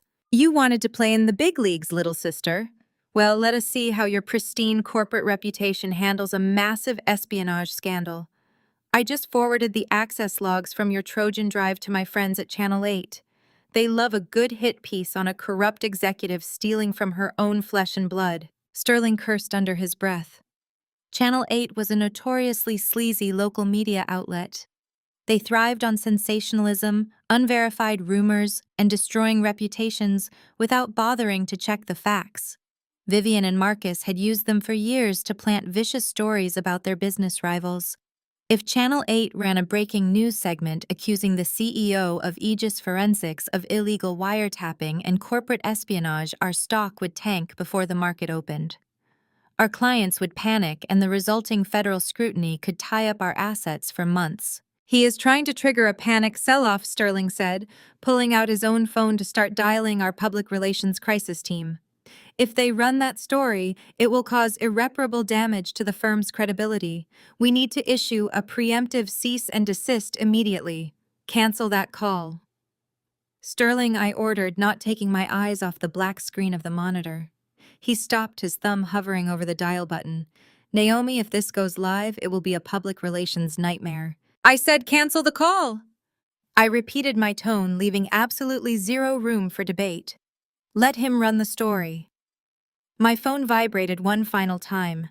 Marcus's sign-off was dripping with the arrogant certainty of a man who believed he had just dealt the killing blow. Turn on Channel 8. Say goodbye to your reputation. I picked up the remote control resting on the edge of the console and pointed it at the massive television mounted on the far wall of the command center. I powered it on and switched the input directly to the local news broadcast. Sterling stood rigidly beside me, his jaw tight with apprehension. The screen flared to life. The Channel 8 news anchor was sitting at his desk, clutching a stack of papers, his expression deadly serious. The breaking news banner was flashing in bright red letters across the bottom third of the screen. Marcus thought he understood power. He thought power was calling in a favor to a sleazy producer to run a fabricated hit piece. But Marcus was fundamentally short-sighted. He did not realize that true power was not begging the media to tell your story. True power was simply buying the megaphone. We interrupt our regularly scheduled programming to bring you a massive development in the financial sector. The anchor announced, his voice tight with forced professionalism. We have just received official confirmation that the parent company of this very network has been subject to an aggressive hostile takeover. As of 5 minutes ago, the network has been completely acquired by Aegis Forensics. Sterling let out a sharp, incredulous bark of laughter. He looked at me, his eyes wide with a mixture of shock and sheer awe. You bought the network. I initiated the hostile acquisition the moment Vivian threatened to go to the press this morning. I said softly, my eyes fixed on the television. I told you, Sterling. We do not play defense. On the screen, the news anchor swallowed hard clearly, reading from a freshly updated teleprompter script provided directly by his new corporate overlords. In related news, the anchor continued, his voice echoing through the command center. We have breaking coverage regarding a massive multi-million-dollar financial scandal rocking the Manhattan real estate market. The screen abruptly shifted. A massive high-definition photograph of Marcus Sterling filled the broadcast. It was not a flattering corporate headshot. It was a candid photo of him looking sweaty, panicked, and arrogant. Directly beneath his face, the bold, inescapable headline flashed for millions of viewers across the state to see. Local real estate mogul investigated for massive wire fraud. The anchor began reading off the exact details of Marcus's shadow syndicate loans, his defaulted balloon payments, and the subsequent total seizure of his commercial properties. They were airing his absolute financial ruin on live television using the exact same network he had just tried to use against me. I pulled my phone from my pocket, opened the text thread with Marcus, and typed a single final reply. I am watching. Are you? I watched the delivery notification appear under the text bubble. Read. He did not reply. The silence radiating from Marcus's end of the secure connection was the most satisfying sound I had ever heard. The live broadcast continued to run in the background, detailing the absolute dismantling of the Sterling real estate syndicate. But my focus had already shifted to the endgame. The digital blackmail archive we extracted from the Connecticut mansion was safely in the hands of my legal team. Vivian had lost her leverage, her fortune, and her golden child in a single night. The following afternoon, a courier arrived at the Aegis Forensics executive suite, bearing a thick cream-colored envelope. The heavy cardstock was embossed with the Sterling family crest. It was a formal invitation from Vivian, requesting my presence at an exclusive private dining room inside Laura, one of Manhattan's most impenetrable elite restaurants. The handwritten note inside was brief, completely devoid of her usual venomous flair. You have won, the elegant script read. I am ready to discuss the terms of my surrender. Come alone. Let us end this quietly. Sterling stood across my glass desk, reading the note with profound skepticism. It is a trap, Naomi. Vivian Sterling does not surrender. She orchestrates ambushes. I know exactly what it is, I replied, sliding the note back into the envelope. She is out of money and out of time. She is cornered, which means she is going to play her final, most desperate card. I am going to walk right into her trap and snap the jaws shut. The private wine cellar at Laura was a subterranean vault of wealth and privilege, lined with floor-to-ceiling racks of vintage Bordeaux and illuminated by dim, ambient candlelight. The maitre d' escorted me down the winding stone staircase, opened the heavy mahogany door, and gestured for me to enter. The moment I stepped across the threshold, the heavy door swung shut behind me. The distinct metallic click of a deadbolt sliding into place echoed through the quiet room. I did not turn around. I kept my eyes fixed on the long oak dining table in the center of the room. Vivian sat at the head of the table wearing a pristine black designer suit, looking every inch the untouched society matriarch. Marcus sat to her right. He looked terrible. His tailored suit was rumpled. His eyes were bloodshot from a night in federal holding, and a nervous sweat glistened on his forehead. But it was the third person at the table who confirmed my exact suspicions. Sitting to Vivian's left was Judge Thomas Caldwell. He possessed a head of perfectly styled silver hair, and the arrogant, untouchable posture of a man who had spent 3 decades bending the law to his will. He did not look at me like a judge evaluating a citizen. He looked at me like a butcher evaluating a cut of meat. Please, Naomi, take a seat, Vivian commanded, gesturing to the solitary chair positioned directly across from them. As you can see, we bypassed the appetizers. We are moving straight to the main course. I walked forward slowly, my heels clicking sharply against the stone floor, and took my seat. A waiter in a crisp white uniform stood silently in the shadowed corner of the room, pouring sparkling water into crystal glasses with practiced, invisible efficiency. Judge Caldwell folded his hands together and leaned forward. He bypassed any pretense of judicial impartiality.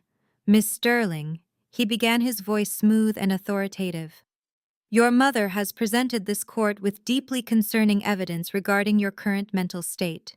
She has filed an emergency ex parte petition detailing your erratic behavior, your corporate overreach, and your paranoid delusions regarding your family's finances. I glanced at Marcus, who was glaring at me with a mixture of hatred and desperate hope. Caldwell reached into his leather briefcase and pulled out 2 distinct legal documents, sliding them across the polished oak table until they rested directly in front of me. He placed an expensive silver fountain pen on top of the paperwork. The document on the left is a voluntary surrender of your corporate assets, Caldwell explained smoothly. It transfers total controlling interest of Aegis Forensics to your legal conservator, Vivian Sterling. The document on the right is a medical warrant for your immediate involuntary commitment to the Oak Ridge Psychiatric Facility. The silence in the wine cellar was suffocating. Caldwell tapped the silver pen. You will sign the corporate transfer right now, Caldwell stated, dropping all pleasantries. If you refuse, I will sign the medical warrant. Two armed orderlies are waiting in the service alley behind this restaurant.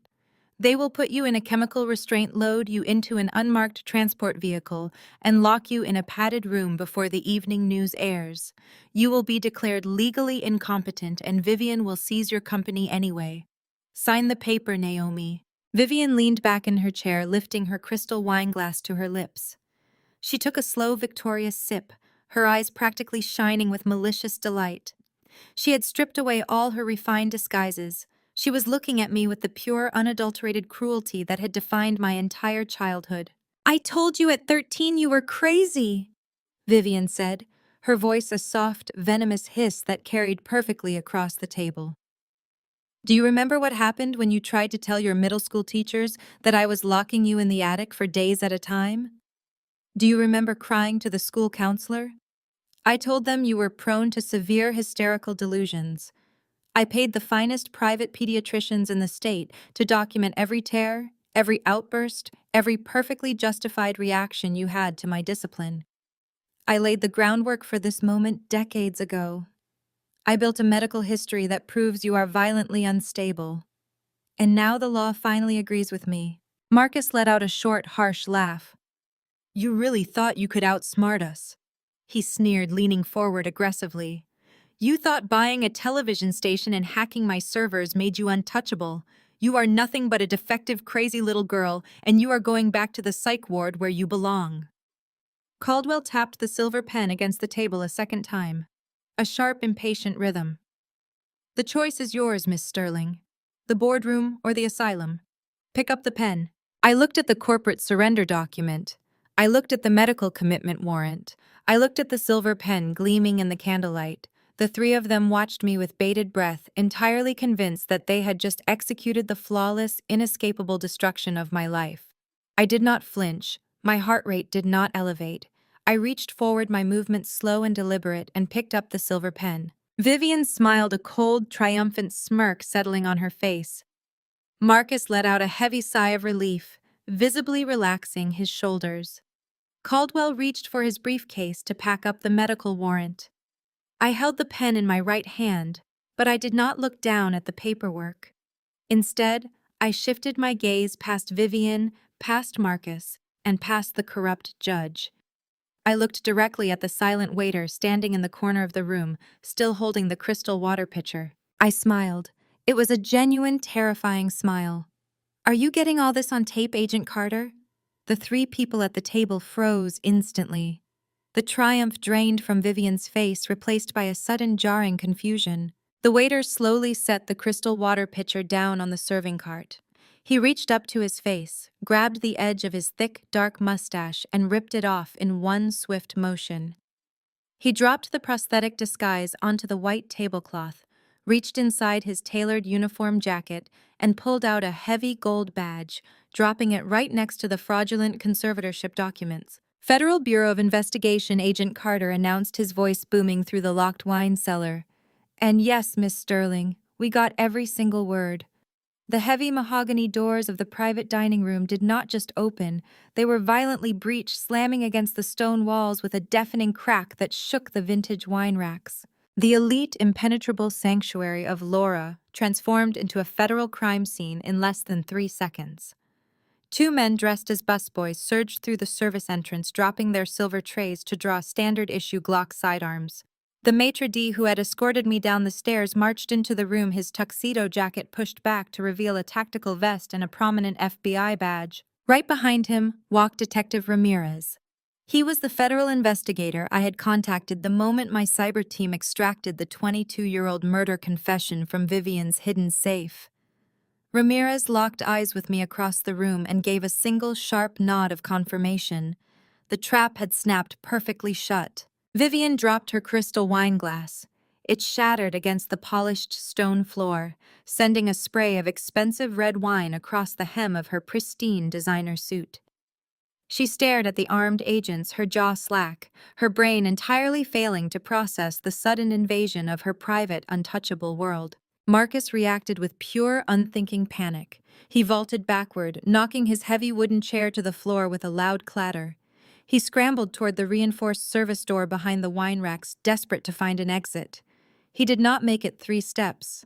The undercover busboy slammed a heavy shoulder into Marcus's chest, driving him back against the wall and pinning his arms behind his back with ruthless efficiency. Judge Thomas Caldwell, however, did not run. He was a man accustomed to absolute authority, and decades of unchallenged corruption had insulated him from the concept of consequences. He slowly stood up from the oak table, smoothing the lapels of his tailored suit jacket, and jutted his chin out arrogantly. "You are making a catastrophic mistake," Caldwell bellowed, his deep voice attempting to dominate the chaos of the room. "I am a sitting judge on the appellate court. You have absolutely no jurisdiction here. I demand you lower your weapons and vacate this premises immediately. I have judicial immunity, and I will see every single one of you stripped of your badges before morning." Agent Carter, the waiter who had just ripped off his prosthetic disguise, did not even blink. He reached into his apron pocket and pulled out a small, encrypted digital recorder. He held it up in the flickering candlelight right in front of Caldwell's furious face. "Let us test that immunity theory," Judge Carter said, his voice deadly calm. Carter pressed a button on the device. Instantly, the crystal-clear audio of Caldwell's own voice echoed off the subterranean stone walls. "You will sign the corporate transfer right now. If you refuse, I will sign the medical warrant. 2 armed orderlies are waiting in the service alley. You will be declared legally incompetent, and Vivian will seize your company anyway. Sign the paper, Naomi." The recording clicked off. The silence that followed was heavy and absolute, broken only by Marcus's ragged breathing against the far wall. Caldwell's arrogant posture evaporated. The color drained from his face, leaving his perfectly styled silver hair looking suddenly dull and pathetic. His mouth opened, but no words came out. The untouchable butcher of the family court system had just been caught red-handed committing federal extortion on a live wire. Judicial immunity does not cover conspiracy to commit fraud, federal extortion, and the falsification of medical warrants, Detective Ramirez stated, stepping forward with a pair of heavy steel handcuffs. "You are under arrest, Thomas. Turn around and put your hands behind your back." Caldwell did not resist.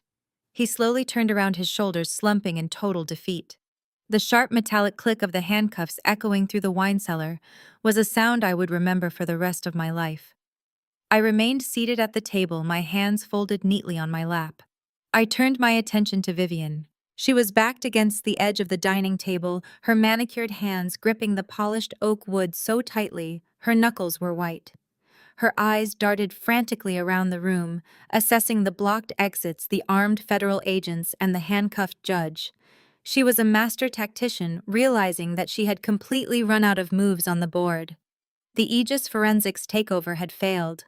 Her blackmail leverage was gone. Her pet judge was going to federal prison. The FBI agents began moving toward her, holding a second pair of handcuffs. Vivian's survival instinct kicked in with terrifying speed. She possessed the darkest form of narcissism, a psychological framework where she was the only human being who truly mattered. Anyone else was simply a tool to be used and discarded. She physically recoiled from the approaching agents, her eyes wide with manufactured terror. She lifted her trembling hand and pointed a perfectly manicured finger directly across the room. She pointed right at Marcus's chest. "It was him!" Vivian screamed, her voice cracking with sudden hysterical tears. Marcus stopped struggling against the undercover agent. He froze, his bloodshot eyes widening in absolute shock as he stared at his mother. "It was his idea," Vivian wailed, dropping to her knees and clutching her chest as if she were having a panic attack. "I had nothing to do with this. Marcus forced me to set up the meeting. He forced me to bring the judge. He is the one who spent all the shadow money. He bankrupted his firm, and he threatened to ruin me if I did not help him steal Naomi's company. I am just a frightened widow. He manipulated my grief. He is a monster." The room stood entirely still.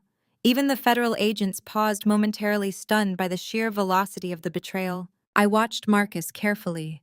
For 30 years, he had been the golden child. He was the sterling heir, the boy who could do no wrong, the son whose every mediocre achievement was celebrated with lavish parties and expensive cars. While I was locked in basements and told I was defective, Marcus was groomed to believe he was the center of Vivian's universe. He had lied for her, stolen for her, and eagerly participated in my abuse just to earn her toxic approval. And in this exact devastating moment, the illusion shattered. Marcus finally realized the terrifying truth about his mother. She never loved him. She only loved what he could do for her. The second he became a liability, she served him to the federal government on a silver platter without a moment of hesitation. He was not the favorite child, he was just the most convenient meat shield. Marcus stared at his mother kneeling on the floor, weeping fake tears and begging the agents to arrest him. The shock in his eyes melted away instantly, replaced by a visceral, explosive hatred. His face contorted with a rage so pure it bordered on madness. He ripped his arm free from the undercover agent's grip and lunged forward, straining against the men holding him back. He ignored his mother entirely and locked his furious, burning eyes directly onto Agent Carter and Detective Ramirez. "She is lying," Marcus roared, his voice tearing through the quiet cellar. "She orchestrated the entire syndicate. I have the digital keys to the offshore accounts. I have the physical ledgers. I have every single wire transfer she ever made." Marcus took a ragged, desperate breath, his chest heaving as he prepared to burn the Sterling empire to the ground. "I can give you Vivian's murder confession." The words hung in the stale air of the wine cellar, heavy and lethal. Vivian let out a sound that was half shriek, half animalistic snarl. She scrambled to her feet, her designer heels slipping on the wine-soaked stone floor, and lunged across the oak table toward her own son. "You ungrateful parasite!" Vivian shrieked. Her hands clawed the air violently as Agent Carter easily intercepted her, shoving her firmly back into her chair. "I gave you everything. I built this empire for you. You built a house of cards and expected me to die in the collapse," Marcus spat back. The veins in his neck bulged against his pristine collar. He ignored his mother entirely, turning his desperate gaze directly to Detective Ramirez. "Check the Cayman Island routing numbers. The account ending in 479.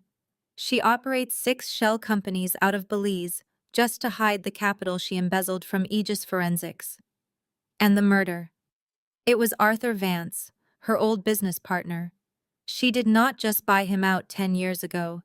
She paid a private contractor to tamper with the brakes on his Porsche before he drove down the Pacific Coast Highway." Ramirez did not blink. He pulled a sleek black notepad from his tactical vest and began writing with deliberate speed. "Keep talking, Marcus. We are highly interested in the Vance case." Vivian's face contorted into a mask of absolute unhinged fury. If she was going down, she was taking her golden child with her. She possessed the darkest form of narcissism, a psychological framework where anyone who betrayed her instantly became a mortal enemy. "Do you want to know how he funded his commercial real estate empire?" Vivian yelled, pointing her handcuffed wrists at Marcus. "He did not secure legitimate bank loans. He runs an illegal sports betting syndicate out of the basements of his commercial properties. He owes millions to the Russian mob. He has been laundering their dirty cash through his construction contracts for 5 years. Why do you think he was so desperate to steal Naomi's company? He needs the liquidity to stop them from putting a bullet in his head. She forged the signature on my father's original will." Marcus roared, his voice echoing off the vaulted ceiling. "That is how she stole the initial capital to start the holding company. She bribed the notary. I have the original documents locked in a safety deposit box in Zurich." "You spineless coward!" Vivian roared back, fighting against the agent holding her shoulders. "Tell them about the housing development in Queens. Tell them how you knowingly used toxic substandard materials to cut costs and then bribed the city inspectors to look the other way. You poisoned an entire neighborhood just to increase your profit margin by 8%.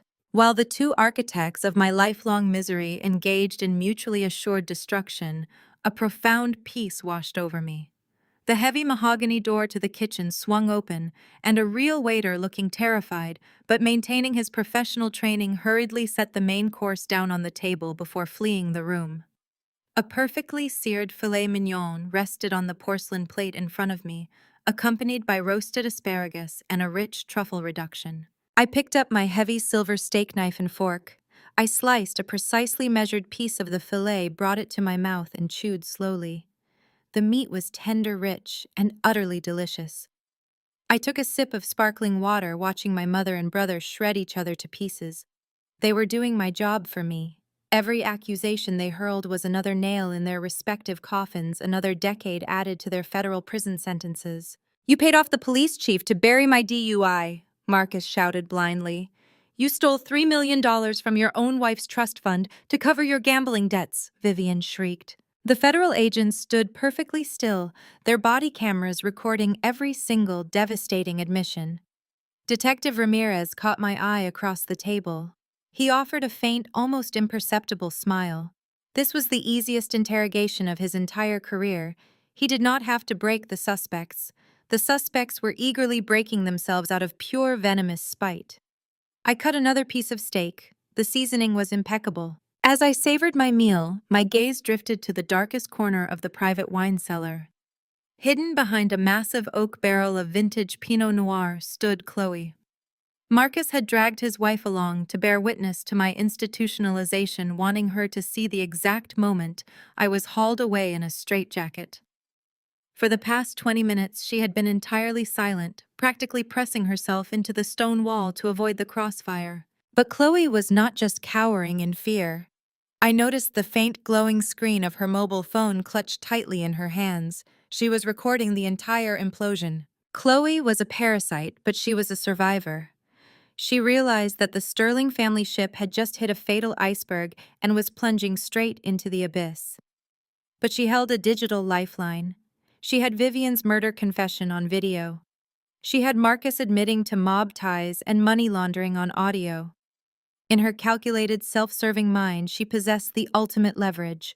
She could walk straight into the district attorney's office, hand over the recording, and secure full immunity for her own extensive list of financial crimes. I watched her carefully slide her phone into her designer handbag. She kept her back pressed to the cold stone, inching her way toward the heavy iron-bound service door at the rear of the cellar. The federal agents were entirely focused on the screaming match between Vivian and Marcus. No one was watching the terrified socialite attempting to quietly slip out the back exit. No one except me. I wiped my mouth with the linen napkin, placed it neatly beside my plate, and pushed my chair back. The scrape of the wooden legs against the floor was masked by Vivian shouting another string of federal felonies at her son. I moved silently through the dim candlelit room, charting an intercept course. Chloe reached the service door. She wrapped her trembling hand around the heavy iron handle, her eyes wide with the desperate thrill of a successful escape. She pushed down on the latch. I stepped out of the shadows and slammed my palm flat against the center of the heavy wooden door, forcing it shut with a loud, resounding thud. Chloe jumped backward, letting out a sharp, startled gasp. She clutched her designer handbag to her chest as if it were a physical shield. "Going somewhere so soon?" I asked, keeping my voice low and conversational. The main course was just served. "Naomi, please," Chloe whispered. Her eyes darted frantically between me and the FBI agents across the room. "Let me go. I had nothing to do with this ambush. I swear to you, I did not want to come here tonight. Marcus forced me.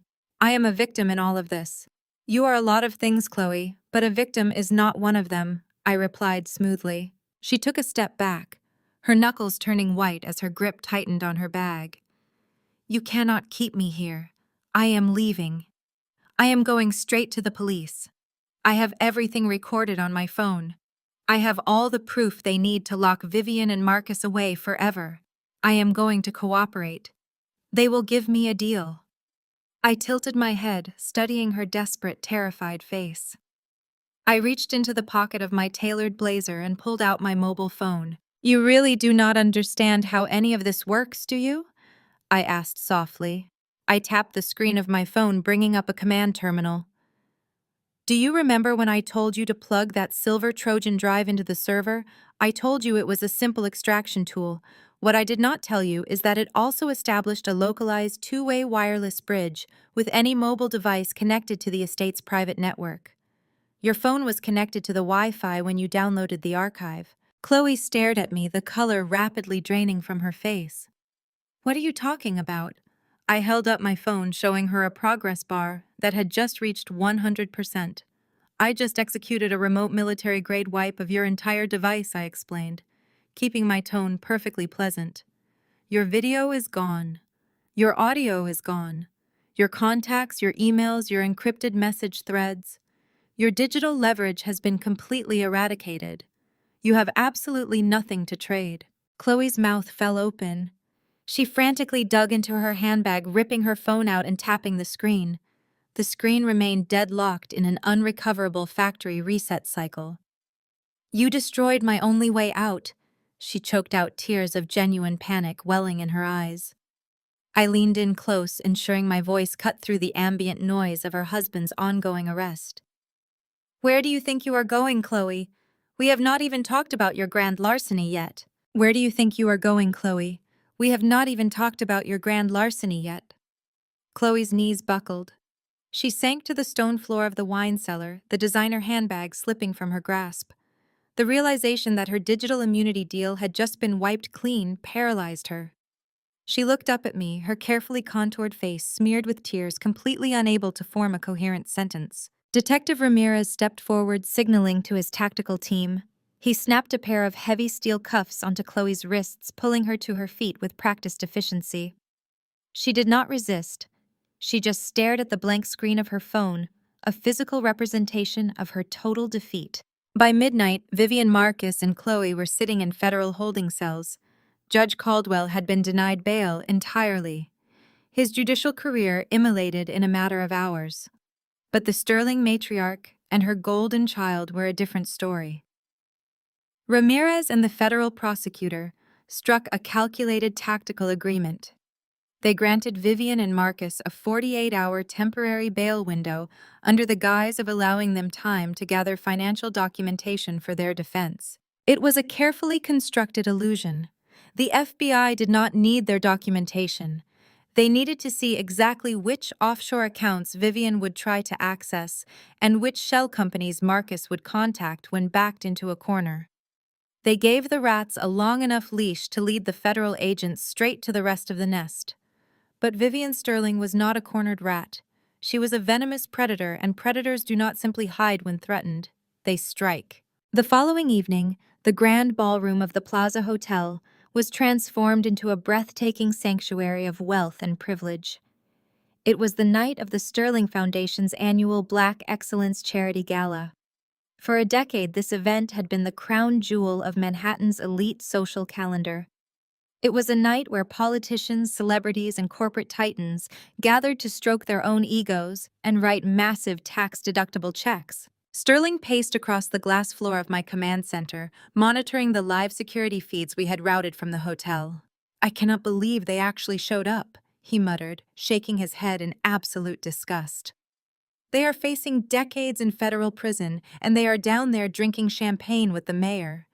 "They are not there to socialize," I replied, keeping my eyes fixed on the primary monitor.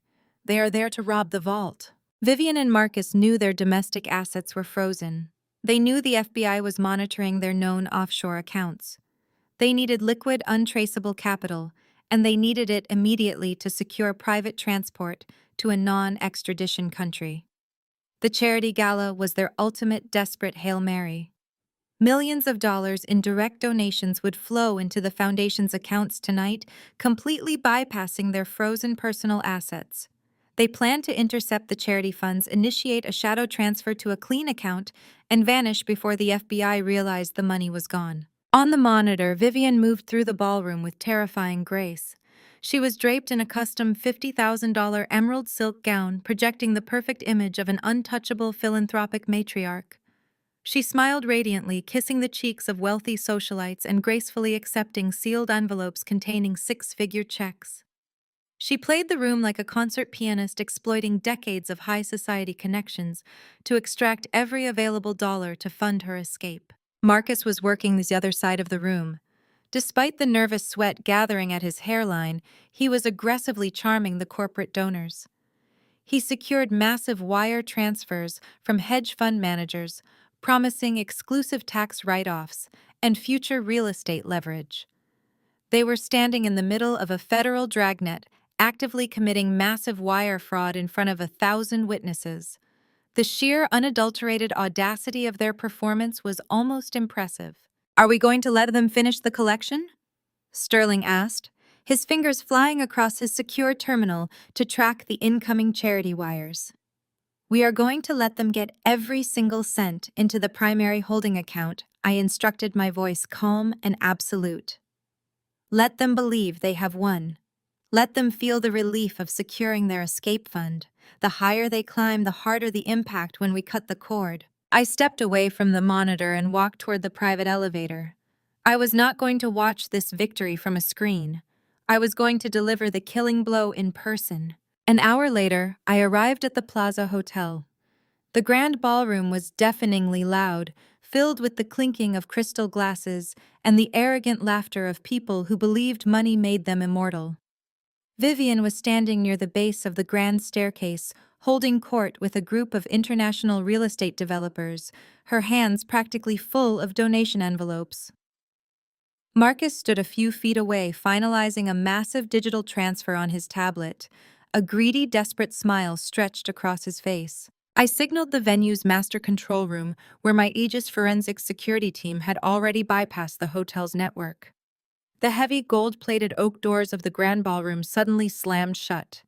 The sound of the deadbolts locking echoed with a loud, unmistakable clack that cut directly through the ambient noise of the party. Before the crowd could register the locked doors, the massive crystal chandeliers above them flickered and died.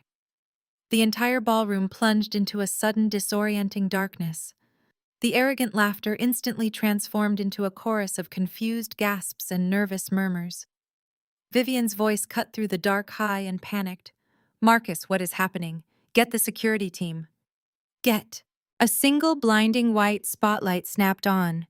It did not illuminate Vivian or Marcus. The brilliant beam of light hit the top landing of the grand staircase, cutting through the shadows and locking directly onto me. I stood at the top of the stairs wearing a breathtaking floor-length crimson gown that demanded absolute authority. I held a wireless microphone in my right hand. The entire ballroom fell into a stunned, breathless silence as 1,000 faces turned upward to look at me. Vivian and Marcus stared at the staircase, the color draining from their faces as they realized their escape route had just been incinerated. I raised the microphone to my lips. My voice echoed through the grand ballroom, smooth, powerful, and completely inescapable. "Good evening, ladies and gentlemen," I announced, looking directly into Vivian's terrified eyes. "Thank you all for your incredibly generous donations. Now let us talk about exactly where your money is going." Vivian's face turned a blotchy, panicked red. She frantically waved her hand in the air, signaling the head of the plaza's private security detail, standing near the service corridor. "Remove her!" Vivian screeched, her voice losing all its aristocratic polish. "She is trespassing! Get her off that stage immediately!" The head of security did not move toward the stairs. Instead, he stepped directly behind Vivian, folding his heavy arms across his tactical vest. 5 other heavily built guards in dark suits moved in perfect synchronization, stepping out of the shadows to form a tight, inescapable ring around Vivian, Marcus, and Chloe. "They do not work for you anymore, Vivian," I said smoothly, my voice echoing through the silent ballroom. "Aegis Forensics bought out the venue's private security contract at noon today. You are completely contained." I looked out over the sea of shocked faces. Manhattan's most powerful politicians, corporate CEOs, and elite philanthropists stared up at me, their champagne flutes frozen in their hands. The heavy gold-plated doors were locked. The trap was sealed. "Welcome, everyone," I said, my tone shifting to the polished, commanding cadence of a boardroom presentation. "Tonight we celebrate the truth." I clicked the remote in my right hand. The massive LED screens spanning the wall behind the grand staircase flickered. The elegant gold and black logo of the Sterling Foundation vanished. In its place, high-definition real-time banking dashboards illuminated the dark room. Gasps rippled through the crowd as the numbers populated on the giant screens. You are all invited here tonight under the pretense of funding minority scholarships and urban development programs. I continued pacing slowly across the top landing. But as you can see on the screens behind me, the routing protocols for the charity accounts have been manually altered. Every single wire transfer, every digital donation you made tonight bypassed the foundation entirely. I clicked the remote again. Bright red arrows appeared on the screens highlighting the digital money trail. Your millions are currently being funneled directly into Vivian Sterling's personal offshore accounts in Belize and the Cayman Islands, I announced. This is not a charity gala. This is an emergency extradition escape fund. Marcus frantically ripped his tablet from his jacket pocket. His fingers jabbed violently at the glass screen, desperately trying to cancel the transfers or lock the accounts. He let out a strangled, panicked noise. He was completely locked out. My cyber team had built an impenetrable firewall around the outgoing ledgers the moment the first donation cleared. The murmurs in the crowd grew louder, an angry, confused hum vibrating through the grand ballroom. Men in expensive tuxedos pulled out their phones, frantically checking their banking apps. But financial fraud is only the surface of the Sterling family business, I said, raising my voice to command the room. Let us look at how they treat their own blood. I clicked the remote. The banking dashboards were replaced by stark black and white legal transcripts and audio waveforms. My mother did not just steal from you, I told the crowd, my voice dripping with cold, measured fury. She tried to steal my entire corporate enterprise. What you are reading are the verified transcripts of Vivian and Marcus Sterling conspiring to forge medical documents. Yesterday, they attempted to have me involuntarily committed to a psychiatric ward so they could seize my company and use my assets to pay off Marcus's illegal multi-million-dollar gambling debts. The outrage in the room was no longer a murmur. It was a rising, palpable tide of anger. The city's elite were realizing they were not just victims of a scam. They were funding a family of ruthless, calculated criminals. Vivian looked like she was going to be sick. Her pristine $50,000 emerald gown suddenly looked like a prison uniform. She grabbed Marcus's arm, pulling him toward the side exit, but my security team instantly closed ranks, physically blocking their path. There was nowhere to run. But wait, I said, my smile widening into something lethal. The Sterling family rot goes much deeper. Let us look at the true heart of this foundation. Let us look at exactly what they think of the people in this room. I turned my gaze directly to Chloe. She was cowering behind Marcus, her face entirely devoid of color. I clicked the remote one final time. The massive screens flashed bright blue. High-resolution screenshots of iMessage threads filled the displays. The timestamps were from just 48 hours ago. The contact name at the top of the thread clearly read Chloe Sterling. I read the text messages aloud, my voice ringing with absolute clarity over the sound system.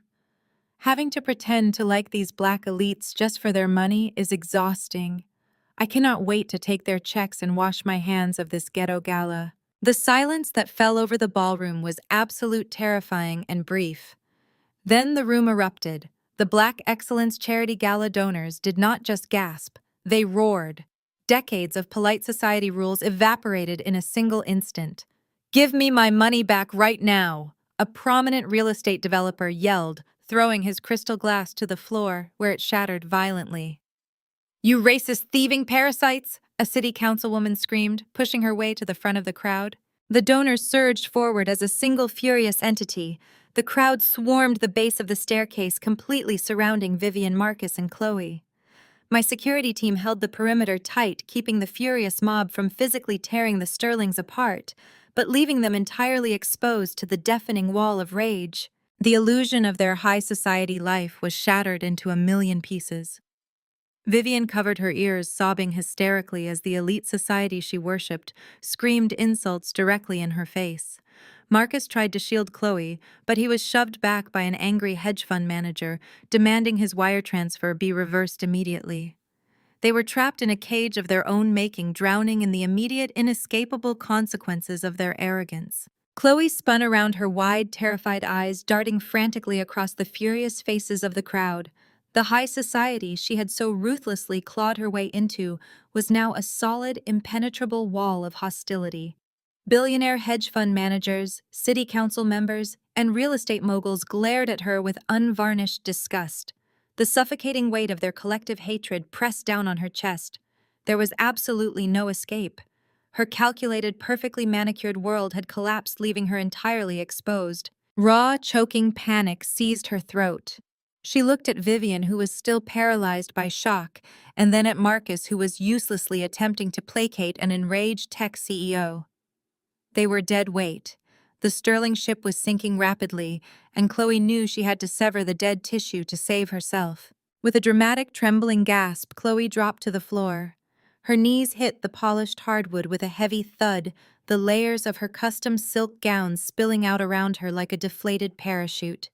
She buried her face in her hands, forcing a series of loud, racking sobs that echoed through the temporary lull in the crowd's shouting. "Please," she wailed, lifting her tear-streaked face toward the grand staircase. "Please, Naomi, you have to listen to me." The ballroom fell into a tense, captivated silence. Even the outraged donors paused to watch the spectacle of the untouchable socialite groveling on the ground. "I had absolutely no idea," Chloe cried, pointing a manicured, shaking finger up at her husband. "He lied to me. He manipulated me. Marcus told me we were gathering these funds to genuinely help the foundation. He controlled all our joint accounts and forced me to sign those transfer documents under duress. You know exactly how he is, Naomi. You know how Vivian controls his every move.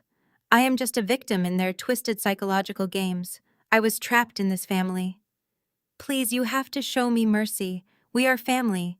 We are sisters." I stood at the top of the stairs, looking down at the pathetic theatrical display. Slowly, deliberately, I descended the grand staircase. The crowd parted for me, immediately stepping back to create a wide, clear path across the ballroom floor. The sharp clicking of my heels on the marble steps was the only sound in the cavernous room. I stopped 2 feet in front of Chloe. She gazed up at me, her chest heaving with manufactured sorrow, her eyes searching mine for any trace of sympathy. She found absolutely none. I tilted my head, studying her desperate, upturned face. "Do you remember our conversation last Thanksgiving?" "Chloe," I asked, my voice smooth and dangerously quiet, yet amplified perfectly by the microphone in my hand. "Do you remember cornering me in the kitchen while Vivian and Marcus were busy entertaining your elite country club friends? You leaned in close, looked at my hair, looked at my skin, and told me to go back to the ghetto where I belong." Chloe froze instantly. The fake tears stopped flowing. Her mouth opened, but her vocal cords completely failed her. A collective gasp rippled through the surrounding crowd of donors, their initial anger compounding into outright visceral revulsion. "Consider this my ghetto eviction notice to you," I stated, the words striking her like physical blows. "You assumed that because my corporate assets were temporarily tied up in Vivian's frivolous litigation, I was powerless." I continued, pacing a slow, predatory circle around her kneeling form. "You assumed your personal wealth was safely shielded behind Marcus's endless maze of shell companies. You thought your elite status made you untouchable. But while you were busy picking out this $50,000 gown for tonight's performance, my forensic accounting team was busy dismantling your financial firewall brick by brick." Chloe's eyes widened in sheer, unadulterated terror. "What did you do?" she whispered, her voice cracking. "I did what was necessary to make my foundation whole," I announced, projecting my voice to the entire room. "I seized your personal assets, every single offshore account you held in the Caymans, your private shielded trust fund, your luxury real estate holdings in Aspen. I initiated a hostile federal asset forfeiture to cover the exact amount of capital you and Marcus attempted to embezzle tonight, plus the substantial punitive damages from the intellectual property theft against Aegis Forensics. It is all gone, Chloe. You are completely and utterly bankrupt. You do not even own the dress you are bleeding tears on." Chloe stared at me, her mind entirely failing to process the totality of her ruin. The pristine, untouchable fortress of her wealth had been reduced to ash in a matter of seconds.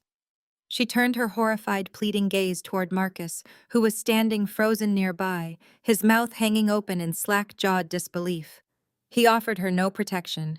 He had absolutely nothing left to give. A visceral, jagged scream tore from Chloe's throat. It was the sound of a parasite realizing the host was definitively dead. She scrambled to her feet, her breathing ragged and frantic. She grabbed her left hand violently, twisting the massive 6-carat diamond engagement ring off her finger. The heavy platinum band scraped her knuckle, drawing a tiny bead of bright red blood, but she did not care. She hurled the ring directly at Marcus's face. The heavy diamond struck his cheekbone with a sharp, sickening crack before bouncing away across the polished floor. "I hope you both rot in a federal cell," she shrieked at her husband and mother-in-law. Chloe spun around aggressively, shoving her way past a bewildered state senator. My security team, reading my subtle nod of approval, parted just enough to let her through the perimeter. She bolted toward the heavy iron service doors at the back of the ballroom, her expensive heels slipping wildly on the floor. She threw her entire body weight against the crash bar, bursting out into the cold, unforgiving night. She ran blindly into the darkness, a penniless exile stripped of her name, her hoarded wealth, and her dignity. The heavy doors slammed shut behind her, sealing her absolute ruin. The attention of the room snapped instantly back to the two remaining architects of this disaster. Marcus watched his wife disappear, the red mark on his cheek swelling rapidly. The final desperate thread holding his fragile, unearned ego together snapped. His legs gave out. He collapsed to the floor right where Chloe had just been kneeling. He buried his face in his hands, his shoulders shaking with genuine, pathetic sobs. "Naomi, please," Marcus wailed, his voice cracking into a high, desperate pitch. "Please, I can fix this. I can make it right. Just give me a second chance. I will do whatever you want. I am your brother." Vivian Sterling did not fall. She stood rigidly by the base of the staircase, her knuckles turning white as she clutched the heavy strand of South Sea pearls around her neck. Her perfectly structured face had turned the color of ash. She stared straight ahead, entirely unresponsive to her son's weeping, trapped in a catatonic state of shock as her empire finalized its descent into oblivion. Then the grand ballroom was bathed in a new rhythmic light. Vivid flashes of red and blue began pulsing fiercely through the towering floor-to-ceiling stained glass windows. The heavy oak doors at the main entrance did not just open. They were thrust apart with absolute authority. Detective Ramirez strode into the grand ballroom, flanked by a dozen uniformed NYPD officers and federal agents. The blinding strobes of the police cruisers outside cast long, chaotic red and blue shadows across the terrified faces of Manhattan's elite. The outraged donors who seconds ago had formed a furious mob around the Sterling family instantly parted like the Red Sea. They scrambled backward, desperate to distance themselves from the radioactive center of the room. Ramirez walked straight toward the grand staircase, his silver badge gleaming under the harsh glare of the single spotlight. He bypassed the murmuring crowd and stopped directly in front of Vivian and Marcus. Marcus was still kneeling on the floor, his hands covering his face, his tailored tuxedo jacket wrinkled and pathetic. A pair of heavy-set officers hauled him to his feet without a shred of gentleness. The sharp metallic click of handcuffs echoed loudly, a sound of absolute finality snapping around Marcus's wrists. Vivian fought back. She possessed the darkest form of narcissism, and in her mind she was entirely above the law. As an officer reached for her arms, she slapped his hands away, her emerald silk gown rustling violently. "Do not touch me!" Vivian shrieked, her voice cracking into a hysterical pitch. "I am Vivian Sterling. I demand to call my attorney. This is an illegal detainment." Ramirez stepped forward, his expression carved from stone. "You are under arrest for federal wire fraud, conspiracy to commit extortion, and the murder of Arthur Vance," he stated loudly, ensuring every billionaire in the room heard the exact charges. The officers forced her arms behind her back, locking the steel cuffs tightly over the delicate fabric of her designer sleeves. The humiliation was absolute. Vivian twisted her neck, her eyes burning with pure, unadulterated venom as she glared up at me standing on the staircase. "I am your mother!" Vivian screamed, the veins in her neck bulging, her perfectly styled hair falling apart. "You will burn in hell for this!" I looked down at the woman who had spent my entire life trying to destroy me. I did not raise my voice. I did not have to. My microphone carried my response to every corner of the silent ballroom. I already survived hell. You built it. The collapse of the Sterling Empire was swift, absolute, and highly publicized. Over the next several months, the federal prosecutor dismantled their legacy piece by piece.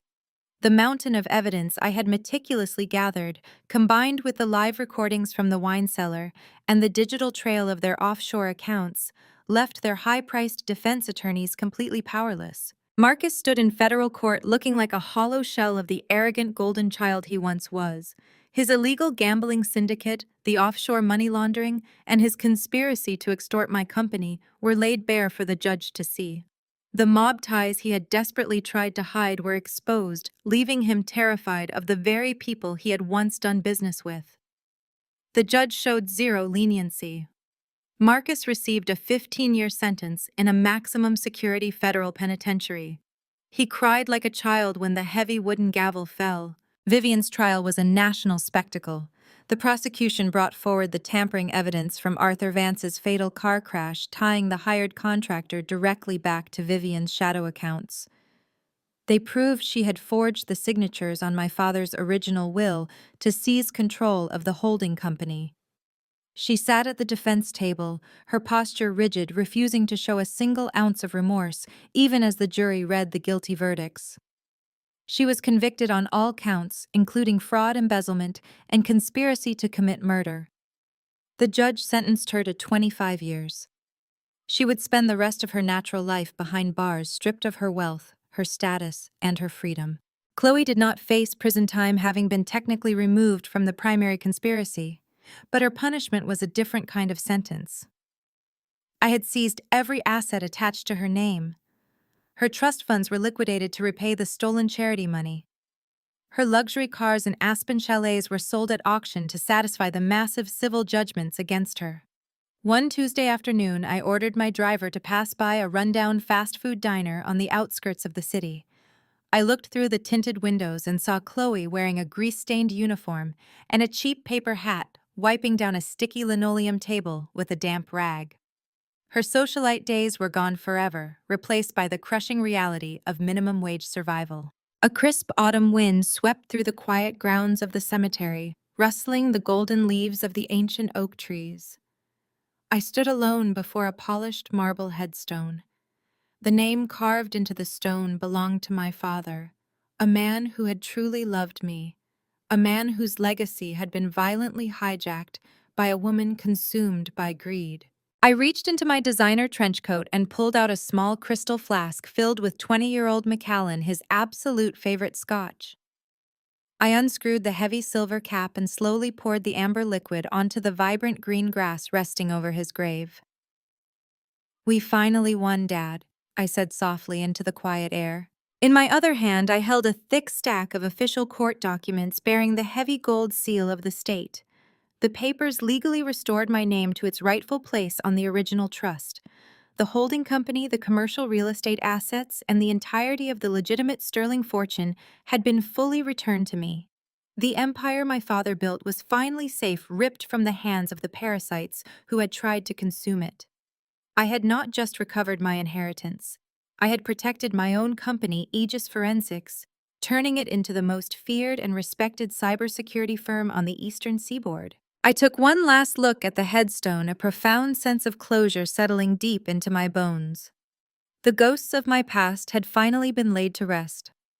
I turned and walked down the paved stone path toward the towering wrought iron cemetery gates. A sleek black limousine was waiting by the curb, the driver standing at attention. He opened the rear door for me, offering a respectful nod as I slid into the luxurious leather interior. As the heavy door closed, shutting out the outside world, my phone buzzed in my purse. I pulled it out and glanced at the glowing screen.